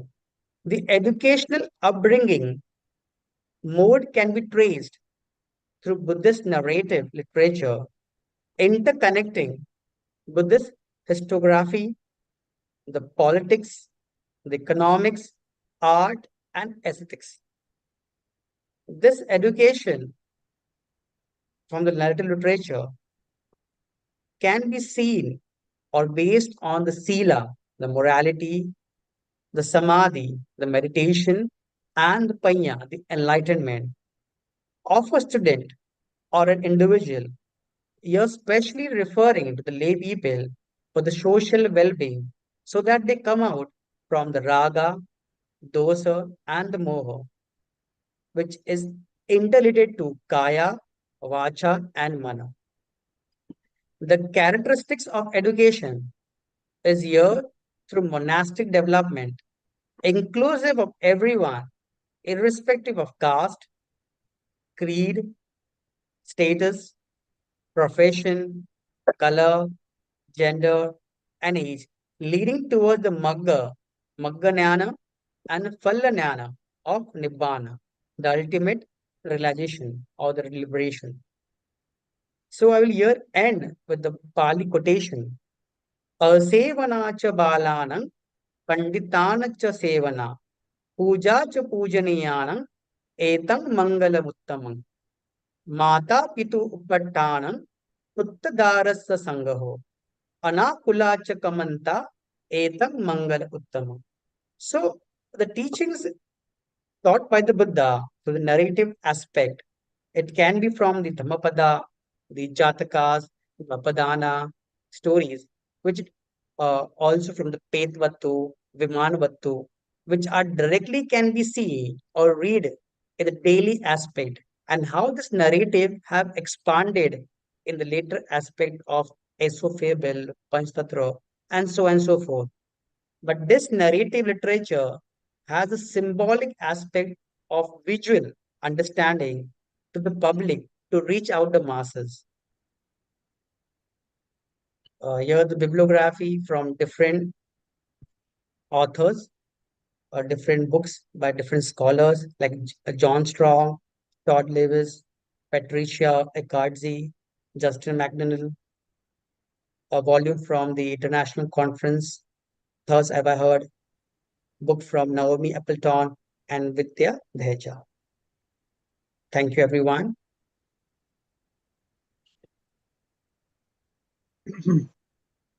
Thank you, Rahul, for a very educative paper on Buddhist Pali canon and the use of narratives with very beautiful illustrations and information. We also know that one of the very important things which people keep on emphasizing from Buddha is the use of reason. The idea that actually whatever I may say should further be tested on your own reason. You should not accept anything because I said so. This becomes a particular kind of issue with special reference to narratives, because where the narratives have huge amount of imagination, a huge amount of symbolism, and many times, particularly the Jataka stories, seem to be having contradictory values, just as there are in the Panchatantra. Now, True. how a reason is to be exercised in understanding these fables, so to say, how are these symbols to be understood, requires a very careful kind of training and requires a very careful kind of analytical mind. Uh, I was wondering whether we could find some, because, like, say, for instance, in the uh, Astika tradition, the Mimamsakas give you rules for interpretation, that these are the 8 rules by which you can, or 9 rules, or 5 rules, or whatever the number of rules may vary, that how would you try and interpret the Vedic discussion. In case of Buddhist literature, do we have a similar kind of a hermeneutic rule book to interpret that how am I to look at the Jataka story? Or how am I to look at the, I was just wanting some thing on that. Yes, indeed. Whenever we read about the Jataka stories, as you already informed, they are more fascinating. Somewhere it is more fascinating and elaborated. So, how to have a thin margin as a research aspect. So, indeed, there are some parameters to find out, because when we read about Jatakas, the different Jatakas have a different essence from different country to country. It changes also somewhere. It changes. And I've also gone through the same thing. Means one story might be recorded in Indian content. Similar, the story might have a different content in the different South Asian countries. That is true. So for that, we have to because this all, as I mentioned, it is from the Nidan Katha, where Nidan Katha emphasized the Jatakas in a whole concept of the Dure Nidana, the Vidure Nidana, and Santik Nidana. But Jataka is emphasizing in a more elaborate manner. And we always have a contradictory that Jataka stories are 547 or they are 550. That is also a big dilemma till date.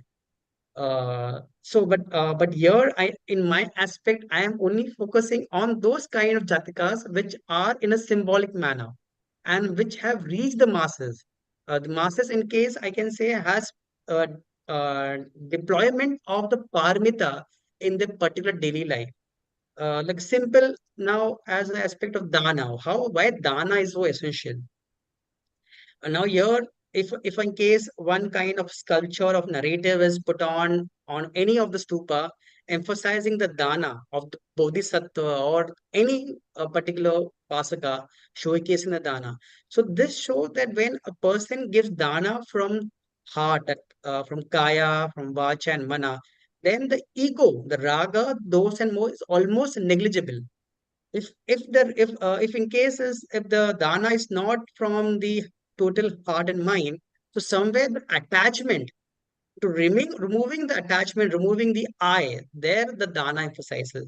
Similar way, a kind of parmita, uh, nekam, how to renounce yourself. Renouncing from where? I won't say renouncing directly from the livelihood, but renouncing from some kind of aspects. So such basic things are indeed important from narrative. Yes, there should be more study, there must be some more parameters to justify it out. Uh, or then it Rahul, might. yeah, no, right. You are absolutely right about that, because you know what happens. But if you say, for instance, when you go to Nepal or when you go to Sri Lanka and you look at the angry Buddha images and you look at the gods, the Yaksha-like gods, or the gods of the directions, they are Sabri quite Maharaja. surprising to the Indian version, where Karuna and Avalokiteshwar is the dominant kind of thing, that the Param Karunik Buddha is the dominant image. Now, so the point is that there are these multiple narratives, and with each narrative there is a certain kind of a message which is given. So I was just wondering that, it does create a huge amount of a problem, that how to interpret and what would be the final code, so to say. Say, for instance, they would say that no, you do if it has to be understood in these parameters alone, because the Hinayan and the Mahayana, both of them have very different kind of metaphysical postulations as well. The idea that there is no soul, and then the whole Jatak Katha that Buddha was born 1,000 times in different yonis don't go very well together. So we are a scholarly gathering, and we are not a religious gathering. So in this scholarly gathering, I think we need to see that these are great challenges for us as scholars to understand the Buddhist tradition, especially with the Pali tradition, because what has happened is that the Pali tradition became very influential because of Ambedkar. And Ambedkar then very selectively takes only 5 or 6 sections from that where caste has been rejected. But what about all these stories of Punarjanm and etc., which will not suit the Ambedkar Navayan? So, as academic people, I think some people must courageously take these issues also for their research, that see that these are the elements, very rich and abundant. These are the interpretations. Some of these interpretations are contradictory. Some of them can be reconciled, and some of them still provide a challenge for us to study. And I would be very happy if young people like you take some challenge like that. Certainly, yes, yes. Because otherwise, generally, people are so devoted that they just say, "Oh, no, no, no, this is said, and so it's right." No, no, we cannot. Being a scholar, we cannot judge on that. We have to be more vigilant every time. We have to be Right. vigilant. So, thank you. Any questions from the house?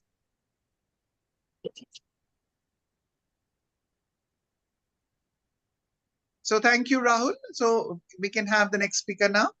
Thank you, sir. Thank you. Thank you for the entire organizing committee also.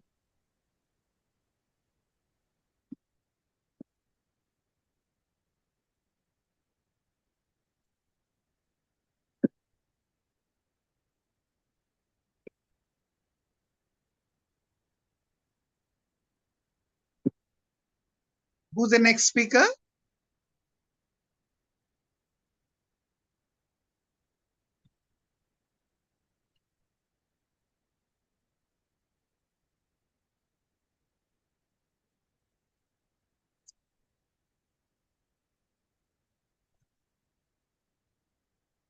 Are all speakers finished with their work? No, it is mentioned in the chat box. The name as Dr. Shador Ultao, Dr. Who's that? Jayant Upadhyay, Dr. Nikita Singh, Dr. Bharti Dwivedi. They want to ask you some questions?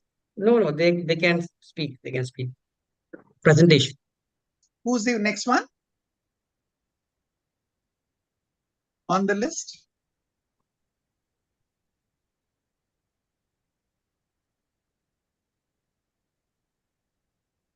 It is Dr. Nikita Singh, Dr. Bharti Dwivedi. Nikita, I think has already made a presentation. No, Nikita Singh, can you make a presentation now?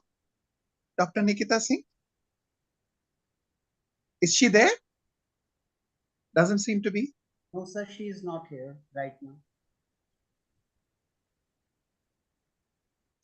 Prashant, now you take over.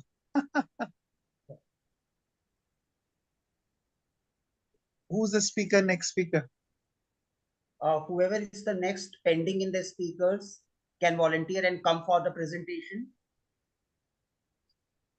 Anyone? जी Bharati ji. Adri Pranam. Yatha chittam tatha vacho, yatha vachasthatha kriya. As is mind, so is the speech. As is the speech, so is the action. Sadhar Pranam. This is me, Bharti Dwivedi, presenting my paper.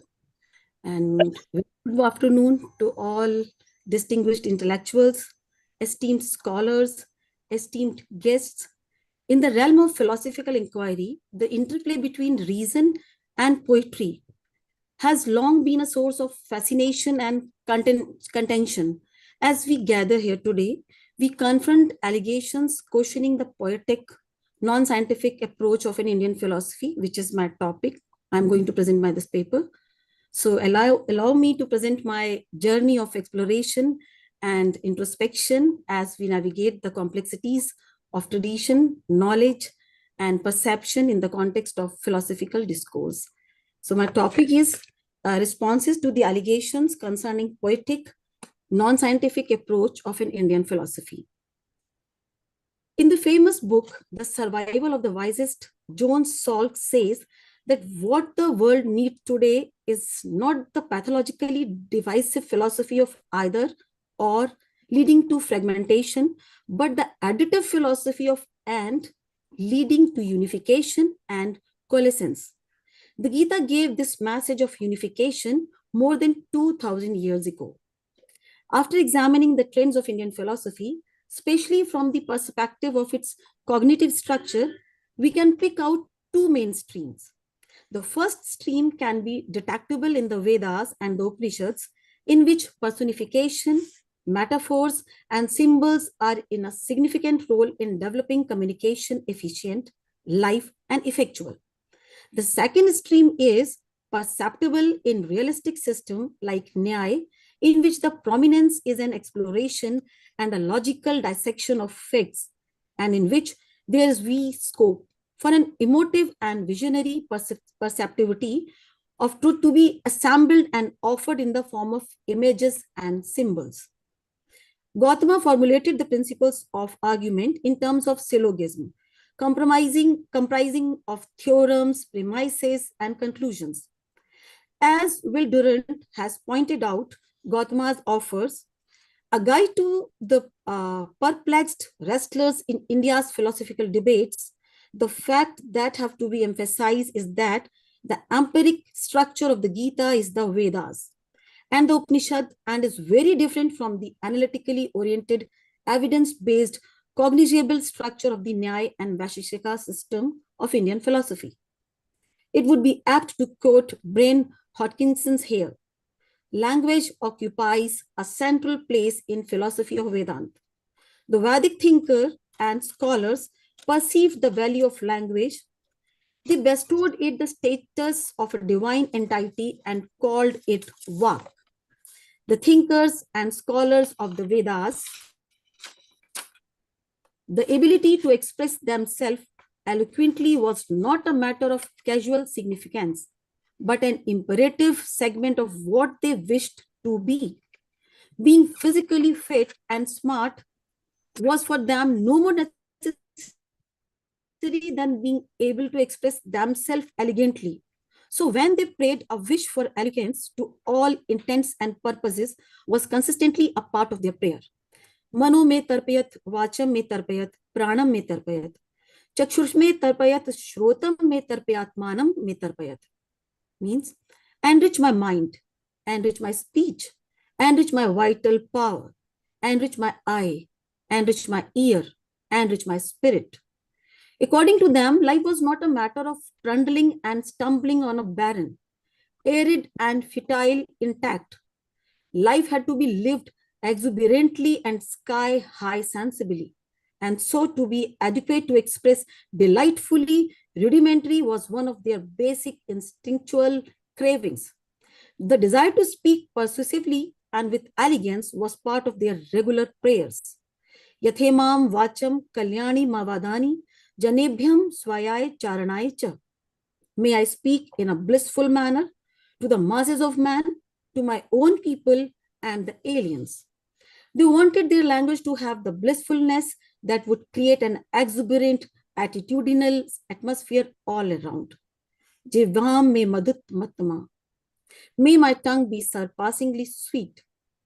The invocation of the Taittiriya Upanishad says, may my speech is well established in my mind is well established in my speech. I shall say what I should. I will speak the truth. In ancient Greece, rhetoric developed as an art aimed at creating and developing in the learners the ability to persuade people to believe that what the speaker was saying was necessarily right. It developed, in other words, as the art of inventing, fencing, and manipulating facts, arguments, and examples in such a way as to move the audience to the action desired by the speaker. Sophists charged money for teaching this art, and this art had to be used for defending friends and relatives, or for proving to a large assembly of citizens functioning as judges, and their opponents needed to be prosecuted. For the thinkers and scholars, the linguistic capability for an effective oral performance was a gift of God and had to be used only discovering, establishing, and highlighting truth. They wanted their language ability to be used in the healthy interest of one and all. They wanted it to be a source of inspiration and augmentation to everyone around them. Using a phrase in the Vedas, we can say they wanted the use of language to be a source of nourishment to the environment. Their desire was to create the universe of truth, goodness, and beauty, that stainless world of Brahman in which there was no crookedness, no falsehood, and no trickery. They said, Esh tuva ati vadati, yah satyanati vadati. He alone speaks surpassingly, who speaks surpassingly with truth. One of their prayer to divine was that their language should always be in perfect harmony with their inner voice, their instinctual urge to speak in support of truth and only in terms of truth. The thinkers and scholars of the Vedas were fond of expressing themselves in poetic metaphors. A perspective appreciation of the powerful message conveyed by the Upanishads requires not only a clear understanding of what the philosophies had to say, but also a perceptive understanding of the ingenuity with which those messages, particularly the core messages, have been conveyed in terms of elegant metaphors. One of the core messages was the message of essential unity of all existence. People around us look different from each other in size, shape, complexion, attitude, and behavior. Human beings look and behave differently from animals. Animals look different from low forms of life. Insects, for example, plants are different from animals, and the inanimate objects like the mountains and the river are different. From all living beings, including plants, plurality and diversity are thus for all of us the day-to-day experience of life. Sometimes the thinkers and scholars wanted to say something contrary to these day-to-day experiences. They wanted to say that the plurality and the diversity that we find all around us are only illusory, and that the unity hiding behind the apparent plurality and diversity is the only enduring reality. Quantum physicists have now come out with the finding that all objects of the universe are manifestations of the same field, the same ultimate reality. These scientists say that even the form and the emptiness, the full and the void, though they look so very different from each other, are manifestation of basically the same reality. The thinkers and scholars said the same thing thousands of years ago. Leibniz, a Greek theorist of language and literature, are reported to have said that, ideally speaking, a writing should be so structured as to make it impossible for the reader not to understand what the writer was saying. The thinkers and scholars had the same kind of attitude.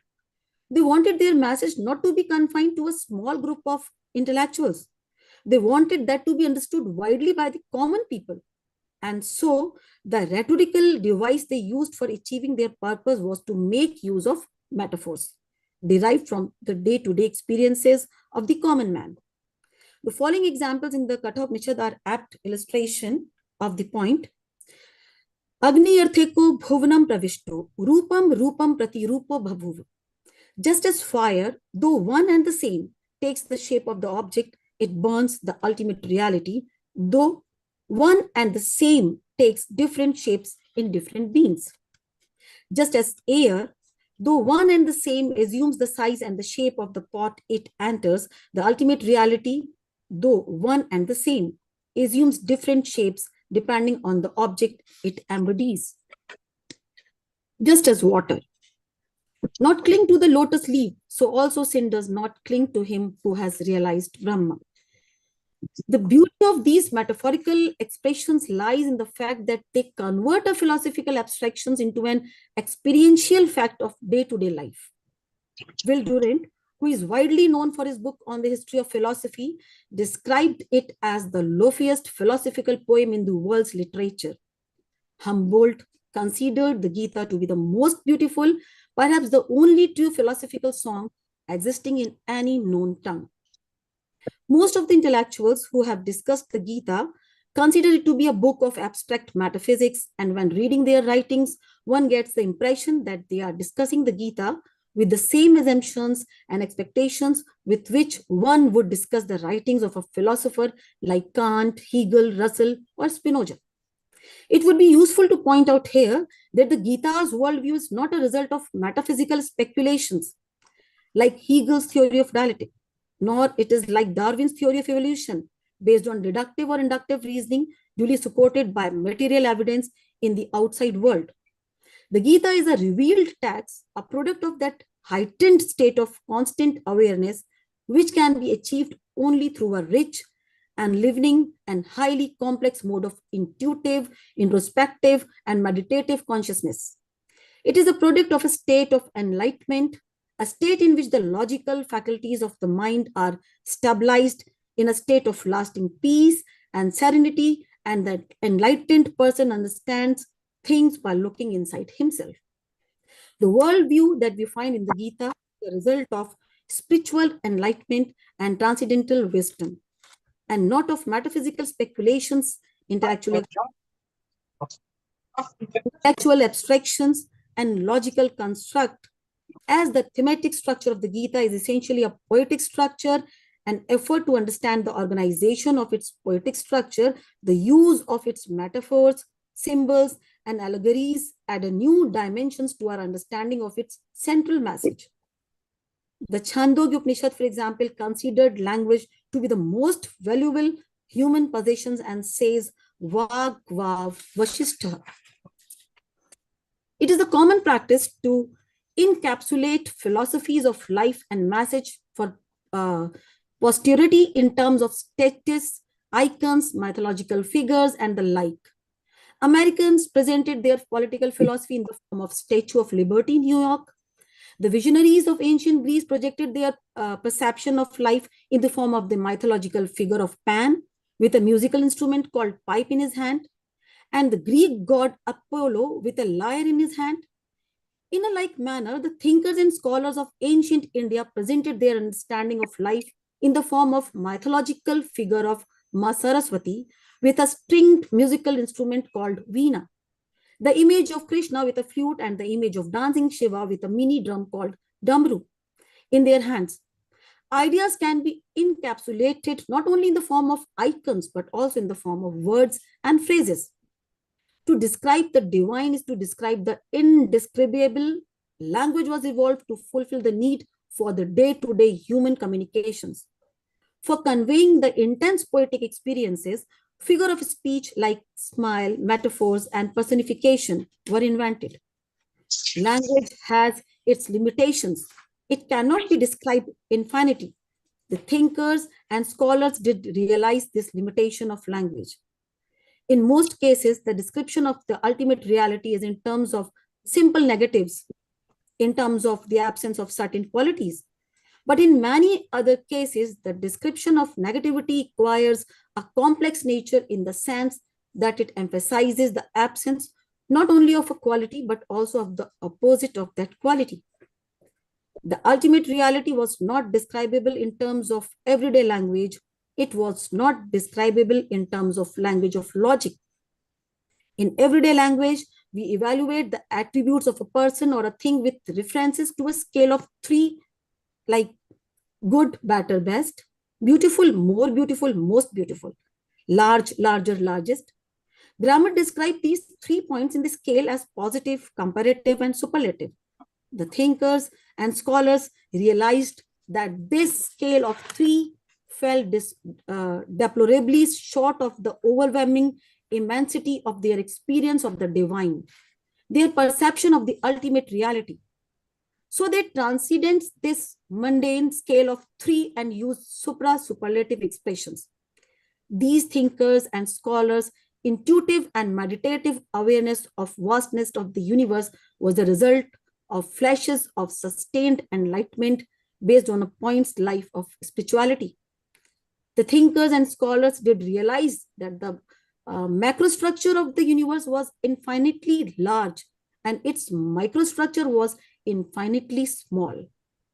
That is why the Kathopanishad uses the following expressions for describing this reality. Aronriya mahanto mahiyana Bala Grashstabhagasya Shatatha Kalpitasya cha, smaller than the smallest and larger than the largest. And the Shvetashvatar Upanishad says, Bhavo Jiva Savigyeha Sa Chantayah Kalpate. When the tip of a hair is split into 100 parts, and then one of the 100 part is further split into 100 parts, reality is of the size of that resultant minute part, but at the same time, it is capable of infinity. This kind of phraseology is a drastic deviation from the day-to-day use of language. But these thinkers and scholars probably realized that for expressing their understanding of the infinite vastness of the macrostructure and infinite smallness of microstructure of physical reality, they had to make a supralogical deviant use of language. They found that this supralogical use of language was very handy for describing their mystic experiences, and so one after the other, mystic poets and writers in ancient India started using it, and it became one of the characteristic features of mystic literature in this country. As against the allegations of being too poetic is concerned, attention may duly be drawn to the fact that in India, the use and study of rhetoric started not for legal and oratorical purposes, but for describing that divine sense of existence, which was the cause of all causes and the light of all lights. The language of poetry, particularly of mystic poetry, needs a supralogical richness and vitality. So in moments of spiritual illumination, when the language of day-to-day use proves less than equal to the complexity and vivacity of spiritual ecstasy, the mystic bands the logical structure of language and adds to it the energy and the flexibility necessary for expressing the complexity of an intense poetic or mystic experience. As my paper is very lengthy, so I'm going to conclude this paper at this point only. To conclude my words, I would like to quote Buddha. This I have said to you, O Calamus, but you may accept it not because it is a report, not because it is a tradition, not because it is so said in the past, not because it is given from the scripture, not for the sake of discussion, not for the sake of particular method, not for the sake of careful consideration, not for the sake of forbearing with wrong views, not because it appears to be suitable, not because your preceptor is a recluse, but if you yourself understand that this is so meritorious and blameless, and when accepted is for benefit and happiness, then you may accept it. Buddha's advice in Anguttara Nikaya. So, Nasti Vidyam Samam Chakshu, knowledge is the gratitude eye, and I'm conclude my words here. Sadhar Pranam, Dhanyavad, thank you. Thank you very much, Bharati, for your very beautiful presentation. The paper is open for discussion.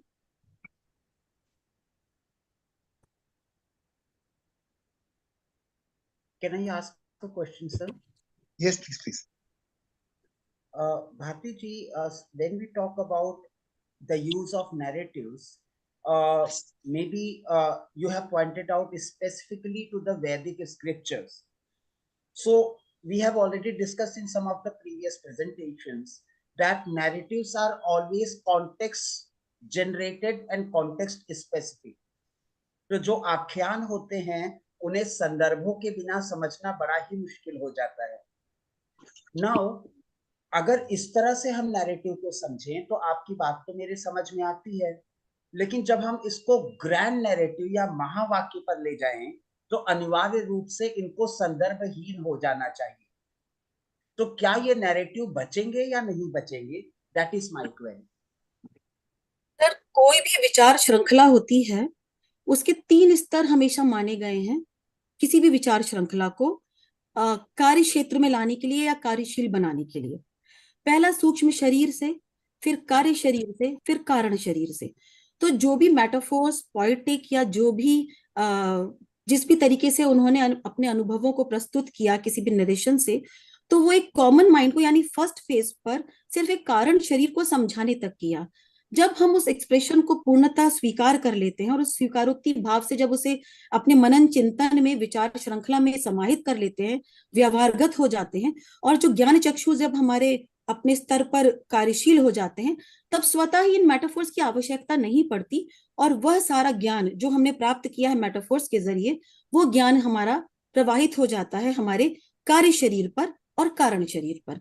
तो हर स्तर पर sir ज्ञान की प्राप्ति के माध्यम नियुक्त कर दिए गए थे।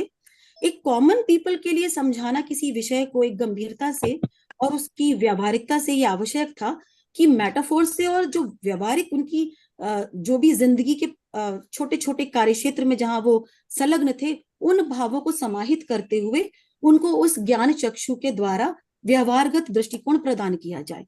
एक बार जब वो व्यवहारगत दृष्टिकोण प्रदान कर दिया जाता है या स्वीकार कर लिया जाता है, या उस ज्ञान चक्षु को जब हम अपने में समाहित किया हुआ मान लेते हैं, तो स्वतः सर उन मेटाफोर्स की और पोएटिक कॉन्सेप्शंस की आवश्यकता ही नहीं पड़ती।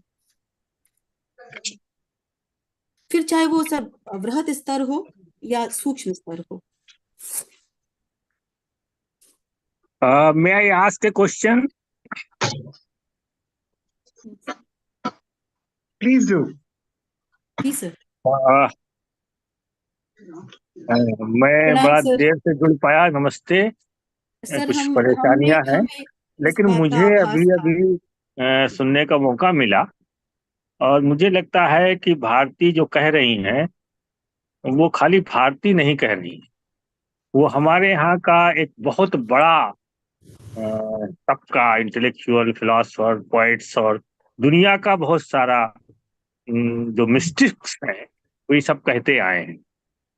मेरा सवाल ये है, क्या मिस्टिसिज्म और फिलॉसफी में अंतर नहीं करना चाहिए? क्या एक फिलॉसफर की हैसियत से अगर हम मिस्टिसिज्म को देखें, तो जो मिस्टिक क्लेम्स हैं, भले वो लैंग्वेज से आ रहे हों, तर्क से आ रहे हों, मेटाफर से आ रहे हों, लेकिन उनका कहीं न कहीं ट्रुथ सत्यापन तो होना ही चाहिए। और एज ए फिलॉसफर मैं नहीं समझता कि हम मिस्टिक हैं, और मिस्टिक न होने के कारण हम उस अनुभव से, उस इंट्यूटिव अनुभव से स्वयं गुजरते नहीं हैं। और यहाँ पर ये बात बराबर कही जाती है कि उसका कोई वैज्ञानिक ढंग से सत्यापन हो नहीं सकता। तो सवाल ये है कि उस सारे क्लेम को, भले वो सच हो, कैसे स्वीकारा जाए। तो जहां तक बात इंट्यूशन की है, वो इंट्यूशंस जो हैं वो बहुत तरीके के होते हैं। साइंस में भी इंट्यूशन होते हैं, ऐसा नहीं है कि इंट्यूटिव नॉलेज की शुरुआत वहां से होती है, लेकिन बहुत सारे इंट्यूशंस जो हैं वो एक तरीके से गलत भी साबित होते हैं। तो उन दोनों में अंतर हम नहीं कर पाते।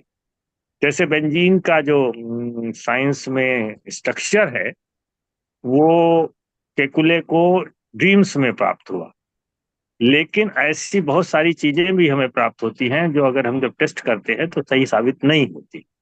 तो सवाल यही है कि mystical knowledge of ultimate reality जो है, उसको खाली इंट्यूटिव नॉलेज कह के हम स्वीकार कैसे बना सकते हैं? रोजा खोलने चले जाएंगे, कल सवेरे चल सकते हैं? बीच में काफी डिस्टरबेंस हो रहा है कुछ। तो मैं चाहूंगा कि भारतीय इस पे कुछ निगाह डालें, क्योंकि those who are non mystics, how can they accept this all mystical experience and mystical talk of ultimate reality? धन्यवाद। सादर प्रणाम। और हमको पूर्ण आशा थी कि आपके मुखारविंद से हमारे इस प्रश्नोत्तरी श्रृंखला में जरूर कुछ न कुछ पूछा जाएगा। आपके सर प्रश्न को हम 3 हिस्सों में बांट देते हैं। पहला प्रश्न आपका है कि रहस्यात्मक जो पक्ष है हमारे भारतीय दर्शन का, क्या वो आवश्यक है, क्या वो अनुचित नहीं है, क्योंकि रहस्यात्मक होना अपने आप में ज्ञान को अंधानुकरण करना है। दूसरा आपने प्रश्न किया कि सिर्फ इंट्यूटिव नॉलेज अगर हम लेते हैं तो वो सत्य है, ये किस सीमा या परिसीमा तक निर्धारित किया जा सकता है। तीसरा आपका जो प्रश्न का अगर हम तोड़कर उसका तृतीय श्रृंखला प्रतिपादित करते हैं, तो उस तृतीय श्रृंखला में आपका कहना है कि कई ऐसी चीजें हैं जो कि आगे चलकर नगण्य हो जाती हैं, शून्य हो जाती है, उनके सत्यापन नहीं हो पाता। तो यदि सत्यापन नहीं हो पाता तो किस आधार पर वो भारतीय दर्शन में उस विधा का अनुसरण या स्वीकारोक्ति भाव किया जाए। तो सर ये तीनों श्रृंखला इस स्तर पर इनका उत्तर एक ही उसमें जाता संदर्भ में कि मानवीय बुद्धि और मानवीय दृष्टिकोण की एक परिसीमा है। उस परिसीमा से बाहर देखने के लिए हमको तुरंत ही विचार श्रृंखला की द्वितीय पायदान पर और परिसीमन पर उतरना ही पड़ता है, और वही हमारा है कारण शरीर। जब हम कोई इंट्यूशन लेते हैं तो सर इंट्यूशन का भी आधार होता है। एक सामान्य बुद्धि का प्राणी अगर किसी प्रकार से इंट्यूशन के आधार पर किसी कार्य को प्रतिपादित या करने का निर्णय लेता है तो उसके आधार स्तंभ क्या है, उसकी ज्ञान चक्षु के आधार स्तंभ क्या है, उसका व्यवहारिक दृष्टिकोण क्या है, ये निर्भर करता है उसकी इंट्यूशन की सत्यवादिता पर और असत्यापन पर। किंतु एक प्रबुद्ध व्यक्ति, एक विज्ञ व्यक्ति अगर उस किसी आधार श्रृंखला पर अपने किसी इंट्यूशन को प्रतिपादित करता है तो सर उसके भी सत्यापन की परिसीमाएं वो स्वयं ही लिख देता है। उसका जो प्रति सत्यापन है वो श्रृंखलाबद्ध श्रृंखला सदैव गत्यमान रहता है। और कभी भी भारतीय दार्शनिकों ने ये नहीं कहा कि जो उन्होंने कहा वो सदा सत्य है। उसमें कई परिवर्तन होते आए हैं, नई विधाएं उसमें जुड़ती आई हैं। जहां पर सर रहस्यात्मक होने का प्रश्न है तो सर रहस्य ये नहीं है कि कोई ऐसा ज्ञान जो कि हमारे केंद्र में नहीं आता है। यह रहस्य का तात्पर्य सिर्फ इतना है, ऐसा ज्ञान जहां तक पहुंचने का मार्ग हमें प्रतिपादित नहीं हुआ या हम उस मार्ग का अनुसरण करने में वर्तमान में सक्षम है। परंतु कई प्रबुद्ध जन हैं जो कि उस मार्ग का अनुसरण करके उस जो अल्टीमेट रियलिटी है या जो सार्वजनिक जो सत्यापित ज्ञान है उस तक उन्होंने अपनी पहुंच आसान बनाई है। जैसे सर वही अभी कुछ देर पहले एक वक्ता इनर इंजीनियरिंग के विषय में बता रहे थे, तो सर यहाँ पर इनर इंजीनियरिंग भी 3 स्तर पर विभाजित किया जा सकता है। एक सामान्य बुद्धि का प्राणी इनर इंजीनियरिंग को किस प्रकार से प्रतिपादित कर रहा है, ज्ञान को किस प्रकार से व्यवहारगत बना रहा है, और एक प्रबुद्ध व्यक्ति उस ज्ञान को किस आधार पर बना रहा है। हमारे 3 विषय होते हैं, एक हमारा लक्ष्य, एक हमारा जो जिसे उद्देश्य कहते हैं, उस उद्देश्य को प्राप्त करने का दृष्टिकोण, और तीसरा उस उद्देश्य को प्राप्त करने की कार्यशैली। इमरान का सेकंड बोले तो मैंने कहा नहीं हमारे साथ पहले चल देना और करा लेना, हम अकेले नहीं करना। सर यहाँ पर जो तीनों स्तर हैं, हमारा दृष्टिकोण, हमारा विचार श्रृंखला और हमारी कार्य संपादन करने की शक्ति, इन 3 आधार पर ही भारतीय दर्शन में ज्ञान का प्रतिपादन किया गया है। हम जिस पायदान तक होते हैं हम उस पायदान तक का ज्ञान प्राप्त कर लेते हैं। जब हम तृतीय पायदान तक जाते हैं तब संभव है कि अंतर्मन के उस चक्षु से जो कि दर्शन Bharti, I think you are generalizing too much about Indian philosophy in general. You can't say कि सारे भारतीय दर्शन में ऐसा कहा गया कि तृतीय पायदान, और ये जो बहुत ही हेवी मेटाफिजिक्स आप कह रही हैं कि ये 3 शरीर माने गए और इन्हीं 3 शरीरों के आधार पर, ये सारे भारतीय दर्शन में नहीं है। उसके अलावा एक बहुत इंपॉर्टेंट बात यह है, अंशा भारतीय दर्शन का एक सबसे प्रमुख हिस्सा है जिनके के अंतर्गत सभी चीजों को बुद्धि की कसौटी पर कस के सीखा जाता है और उसी के ऊपर स्वीकार किया जाता है। साधना का जो हिस्सा है जो कि अपने आप में जिसमें मिस्टिक एक्सपीरियंस को रखा जा सकता है वो एक अलग पक्ष है। तो ये जनरलाइजेशन की सारा भारतीय दर्शन जो है वो रहस्यानुभूति को मान रहा है और उसमें लिंग शरीर माना जा रहा है और वो लिंग शरीर को अलग अलग तरीके से, ये बात आप नहीं कह सकते। जो मुझे लगता है कि बहुत इंपॉर्टेंट बात है जो हम लोग को ध्यान में रखनी होगी कि इंट्यूशन और मिस्टिक एक्सपीरियंस दोनों एक बात नहीं है। इंट्यूशन का मतलब है डायरेक्ट अनमीडिएटेड एक्सपीरियंस, लिटरली भी उसका यही मतलब होता है। जब कांट में भी जब इंट्यूशन की बात करते हैं तो ऐसी बात करते हैं। और मिस्टिक एक्सपीरियंस के बारे में अगर हम लोग ध्यान से पढ़ें तो हमें ये मालूम देता है कि हमको विलियम जेम्स की वैरायटीज ऑफ रिलीजियस एक्सपीरियंस में बहुत कुछ मिलता है। तो उपनिषदों का भी उसमें जिक्र मिलता है और बुद्धिज्म का भी मिलता है, सूफियों का भी मिलता है और क्रिश्चियन राइल मिस्टिसिज्म का भी मिलता है। उन सब के अंतर्गत ये बात कही गई कि जो मिस्टिक एक्सपीरियंस है उसके अंदर 4 चीजें हैं। एक तो वो इमेनिसेंट है, एक उसमें नोएटिक क्वालिटी है, एक उसपे डेप्थ है और एक उसका लास्टिंग इंप्रेशन है। और ये वाली बात बहुत इंपॉर्टेंटली जेम्स ने कही कि जिस व्यक्ति को हो रहा है मिस्टिक एक्सपीरियंस, उसके ऊपर तो हम ये नहीं कह सकते कि वो गलत कह रहा है, वो अपना क्लेम कर सकता है, पर उसके आधार पर दूसरे व्यक्ति उसको मान लें, ये उससे फॉलो नहीं करता। और यही बात यहाँ पर भी आपको माननी पड़ेगी, क्योंकि आपका भी जो पूरा सिस्टम है वो ज्यादातर कहता है आप्तोपदेश शब्द, आप्तोपदेश है वो, और आप्त की कंडीशंस हैं, उसमें रहस्यानुभूति नहीं है। इस वजह से थोड़ा सा संयम दोनों तरफ से होना चाहिए। जो जनरलाइजेशन कर रहे हैं कि सारे इंडियन फिलोसफी में एक आ गया और दो कह रहे हैं कि नहीं मिस्टिक एक्सपीरियंस वेरीफाइबल नहीं है, उनमें दोनों ही में हमको ये देखना पड़ेगा कि बहुत ही there is an abundant literature about intuitionism, और ग्रीन का इंट्यूशनिज्म और मिस्टिक एक्सपीरियंस का जो डिस्कशन हमको विलियम जेम्स मिलता है, वो सब बहुत ही डीप और लंबी परंपराएं हैं, जिनमें मुझे लगता है कि भारत की दार्शनिक परंपरा में, खासतौर से अन्वीक्षा में, मिस्टिक एक्सपीरियंस की बहुत ही लिमिटेड भूमिका है। ज्यादातर आपको बुद्धि का, विवेक का, अनुभव का प्रयोग है, और साक्षात्कारित्वम ज्ञानम, इंद्रियार्थसन्निकर्षम ज्ञानम, आप्तोपदेश, उन सब के अंतर्गत रीजन, एक्सपीरियंस, अनुमान, सब चीजों के बारे में बात है। और अल्टीमेट रियलिटी के बारे में भी केवल इतनी बात अद्वैत वेदांत में है कि वो क्योंकि सारी कैटेगरीज में बांधी नहीं जा सकती इसलिए अनिर्वचनीय है, लेकिन वहां पर भी वो अनिर्वचनीय है तो मिस्टिकली अवेलेबल होगी, ये तो बात नहीं कही गई है। So I think we need to be a little more cautious as we debate on this issue. So any other questions?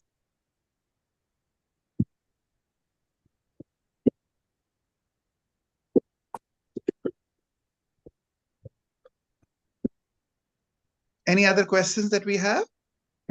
Can we move? Is there any other speaker, Prashant? No, sir. All the speakers have winded up, so there is Right. no one.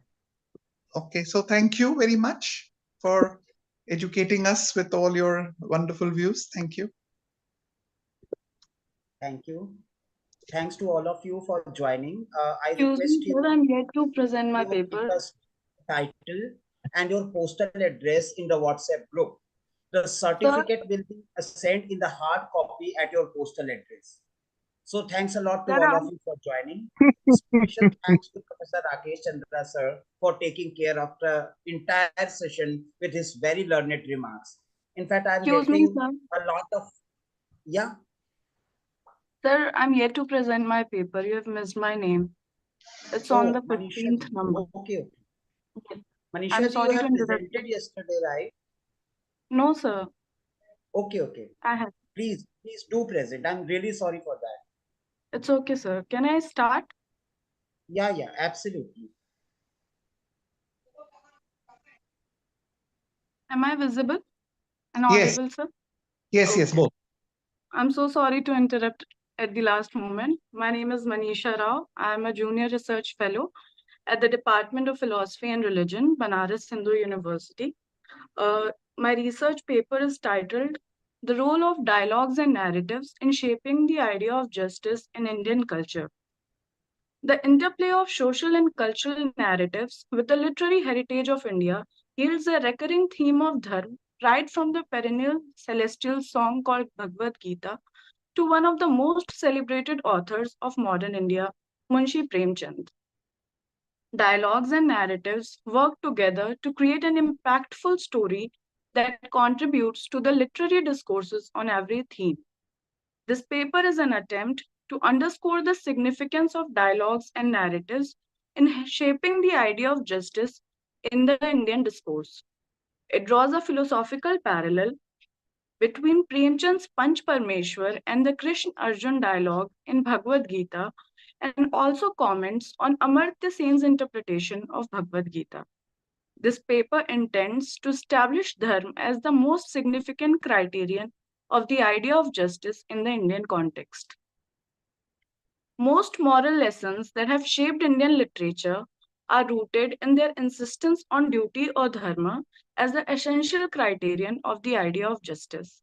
This perhaps can be traced to their civilizational scripture, the Bhagavad Gita, which presents a moral concern through a dialogue between Sri Krishna and Arjun on the battlefield.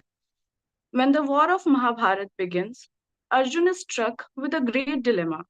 His compassion for his kinsman standing in the army against him forces him to analyze the consequences that will follow the war. Consequently, his conviction to fight the war subsides and he speaks to Krishna about the evils of war, arguing against proceeding to fight the battle. The beauty of Gita outshines in this particular incident, wherein Arjun does not even hesitate to question the Lord himself about what dharma is. Arjun's dilemma perfectly encapsulates the significance of debates and dialogues in Indian tradition and sows the seed of the idea of justice. Amartya Sen, in his book, The Idea of Justice, lays down several qualities that a good theory of justice must account for, one of which is sensitivity to consequences. He argues that Arjun's arguments reflect a sensitivity towards the consequences, whereas Krishna is an arch deontologist. Arjun's consequentialist position comprehensively takes into account the agency and relationships besides the following outcomes, whereas Krishna's position is completely indifferent to consequences. Sen argues that Arjun's sensitivity towards the consequences makes his reasoning indispensable for making morally right decisions and represents both faring well and faring forward in opposition to Krishna's approach of faring forward alone. Arjun's consequentialism, as per Sen, is not a simplistic understanding of clinging to the culminating outcomes, but takes into account duties, agency, and relationships. However, Sen's skewed understanding of the Gita overrides its biggest import, and that is dharma. The simplistic appropriation of consequentialist and deontologist positions to Arjuna and Krishna respectively stems from a conventional understanding of treating everything in binaries. Gita is a repository of dialogues on multiple themes like the nature of self, duty, and justice. The misreading of Arjun's sensitivity to consequences as a demonstration of consequentialist position is, in my understanding, an overstatement. It is noteworthy that Arjun was a great warrior and was not averse to killing per se. What bothered him was that he was to kill his kinsmen and disrupt the order of society. He asked Krishna, quote, "Why should not we, who clearly see evil in the destruction of the family, think about turning away from the sin, O Krishna?" Unquote. Arjun therefore seemed to weigh the consequences in terms of good and evil and tried to rationalize the necessity to move forward with that sinful act. His understanding of the situation as sinful was a product of his clouded cognitive judgment. Despite that, he was aware that nothing was as significant as the dharma itself and said, quote, "My senses are overcome by the weakness of pity and my mind is confused about dharma. Please tell me what is better for me. I'm your disciple and I take refuge in you." Unquote. Sen's interpretation of Arjun's dilemma as a demonstration of faring well and faring forward in the light of his sensitivity to consequences is a half-cooked story. The entire dilemma is nothing but an act of rationalizing what ordinarily seemed to him as sinful as the dharma.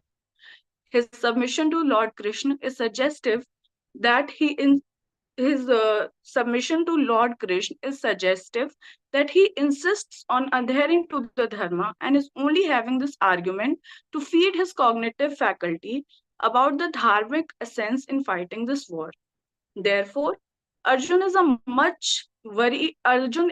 as much worried about dharma as was Krishna. Lord too, sorry.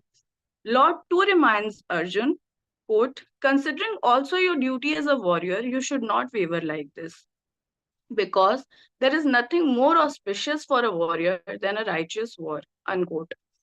However, saints claim that Krishna was independent from the consequences is also a far-reaching claim. What saint perceives as a consequence does not necessarily qualify as a consequence in Indian philosophical tradition. Saint's interpretation of the consequence is the devastation that will follow the war. But Krishna's vision goes beyond it. Krishna shares philosophical wisdom on death and the transmigration of the soul and says, quote, just as a person puts on new garments after discarding the old ones, similarly, the living entity of the individual soul acquires new bodies after casting away the old bodies, unquote. Therefore, the death and destruction followed by the war is not a consequence, but an opportunity for the soul to acquire new bodies.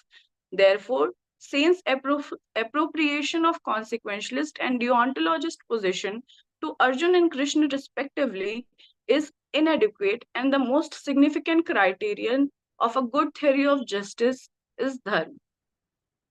Premchand's Panch Parmeshwar is also a testimony to the idea of justice that Bhagavad Gita has tried to establish. The story revolves around three main characters: childhood friends Algu and Jumman's Khala, mother's sister. Khala does not have anyone to look after her, and Jumman persuades her to transfer her land to him by luring her with false promises. But she is ill treated by him and his wife, following which she approaches the Panchayat. As the story progresses, Premchand beautifully casts the criterion of a good judgment by insisting on the dharma of the Panch, as Algu delivers the judgment in favor of Jumman's Khala. The insistence on dharma outshines the friendship of Algu and Jumman, and justice is served. It reflects how the narrative of adherence to dharma has been built into the Indian consciousness through multiple dialogues and narratives across Indian literature. There is plethora of Indian literature that has built a narrative of 10 situations wherein making the right decision would adversely affect the kinsman. The intention, perhaps, is to advance a view that it is easier to stick to dharma in an ordinary situation, but what qualifies a morally upright person is adhering to dharma in the testing times. Right from the holy book Bhagavad Gita to the seers to the modern authors, all have believed and further strengthened this criterion by fostering this narrative through literary tools of debates and dialogues.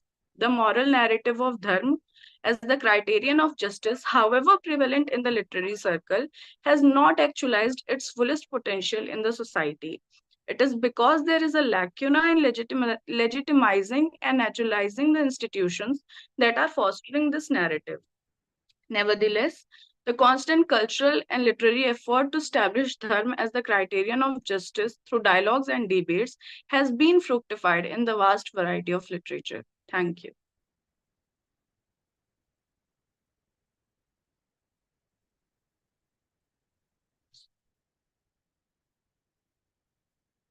Hello. Yes, Manisha ji, a very interesting exposition. I invite any questions if there are any. Thank you, sir. On Manisha ji's presentation. May I ask a question? Yes, sure, sir. Yes, sir. I think your interpretation of Gita, or especially the serving of dharma in Gita, Jesus.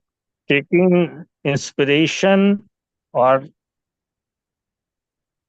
condemning Amartya Sen's approach, I think you have to take into the question which Amartya Sen has asked, that if there been Gautam Buddha in place of Krishna, and what would have been his answer to Arjuna? When you take this question into consideration, we are caught in a moral dilemma. And I think Gita is a text of moral dilemma. And there is no way, no philosophical way out of moral dilemma. That is what is very much important in Gita. What Krishna imposes afterwards, showing his Virat Swarup and showing that all people will be dead in future, and talking about Varna Dharma as well as rebirth. This is not very much, I must say, logically acceptable. This is more going into the traditional understanding of whatever beliefs were there. So I think when we think about dharma, it is first of all we must be able to define what is dharma. If we take this argument of Krishna and go to current conflict between Philistine and Israel, and tell the Philistine people, look, this is war, and you should not care much about it. You should not be worried because you will be born, rebirth will be there, and you will get a chance again. So don't fight against the Israelis and accept what is they are doing. So this way, looking at dharma will make them very, very much inactive, passive, and reluctant to fight. So Gita it has got many, many interpretations, and I think your interpretation is somewhat very, very much to be taken think over again. And this story of Premchand is, I think, quite straight. Here, the case is not of any moral dilemma. It is a case of human, because of his own vested interest, trying to do injustice to his khala. So this, I think, cannot be compared with what the case of Arjun is in Bhagavad Gita. Thank you. Sir, can I answer to that question? It's just my understanding. I perhaps can be wrong also. But why I consider this story as a case of moral dilemma is on the part of Algu and not Jumman. Jumman has his vested interests and he wants to take advantage of his khala's land. And it's very much there. It's obvious. Uh, but the dilemma lies on the part of the Algu because the judgment that he's going to deliver will affect his friendship with Jumman, and what he feels is a complicated situation to be in, wherein he has to take a call against his friend, and because that's his duty as the punch. So I think that's very much a moral dilemma right there, and that's why I compared the two stories. I mean the two incidents.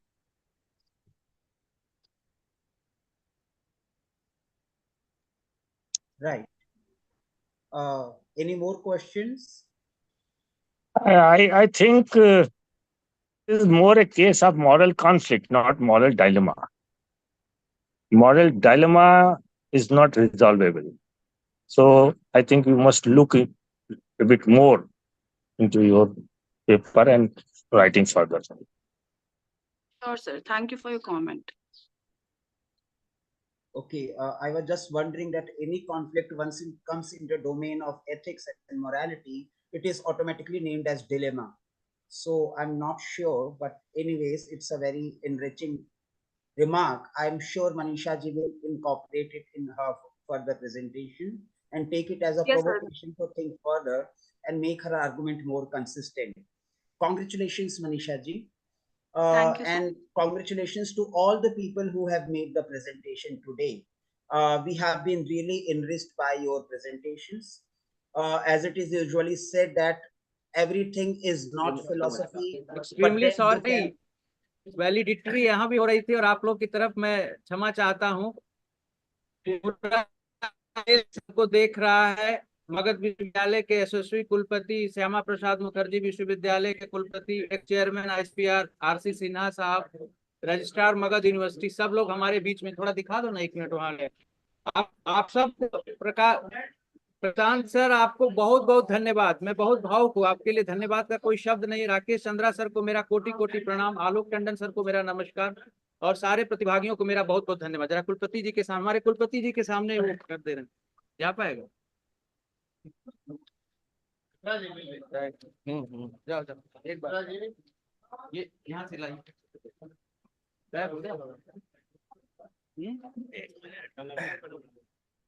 छोड़ दो, जाने दो। 5 बज गया ना, खत्म हो गया। ओ जूम खत्म हो गया, नहीं जा पाएगा, यहीं बुलाते हैं। नहीं चल जाएगा। धन्यवाद सर, धन्यवाद शैलेंद्र सर। एक मिनट, यही बुला दें। एक हाँ यही सर, नीचे आ जाइएगा। हमारा ऑनलाइन सेमिनार का प्रतिभागी उधर है सर, आ रहा है। हाँ समापन हो रहा है, आइए 1 मिनट, आ नहीं सकता, तार नहीं है यहाँ पे, ऑनलाइन पेपर चल रहा है। वहाँ पे आके चंद्र जी उसको सेशन क्लियर कर रहे हैं। I would request all to switch on their camera if it is possible. It's a humble request. करिए, पार्टिसिपेंट्स संदेश अपना दे दीजिए। यहाँ उपस्थित सभी पार्टिसिपेंट्स को मैं धन्यवाद देता हूँ कि आप लोगों ने 3 दिवसीय इस कार्यक्रम को सफल बनाने में जो अपना कंट्रीब्यूशन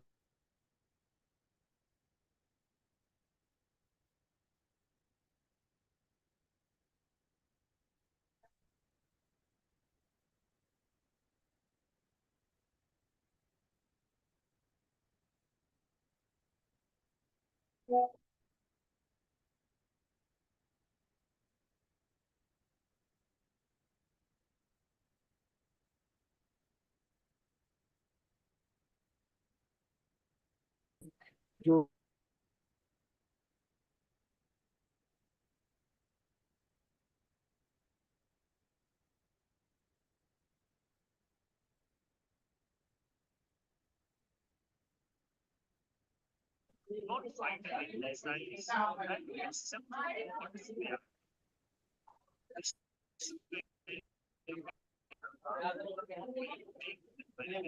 तो शैलेंद्र सर, क्या आपकी अनुमति से अब वाइंड अप किया जाए?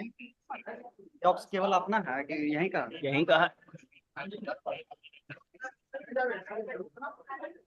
Okay, so thanks to all of you for making wonderful presentations.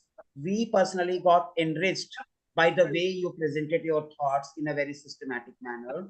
So I thank all the people who have presented the paper, who have asked questions, and who have contributed in any which way possible for the success of this session. Though we were not able to meet each other in the physical mode, but I guess that was a good platform. We can meet all the people. I met Riddhi, I met Kashmira, I met Manisha again, I met Alok Tandon sir and all of the people. So all those people whose name are taken and whose name are even not taken, I thank all of you on behalf of Magadh University. Thank you. Can we wind up now? Thank you very much. Thank you very much. Thank you, everyone.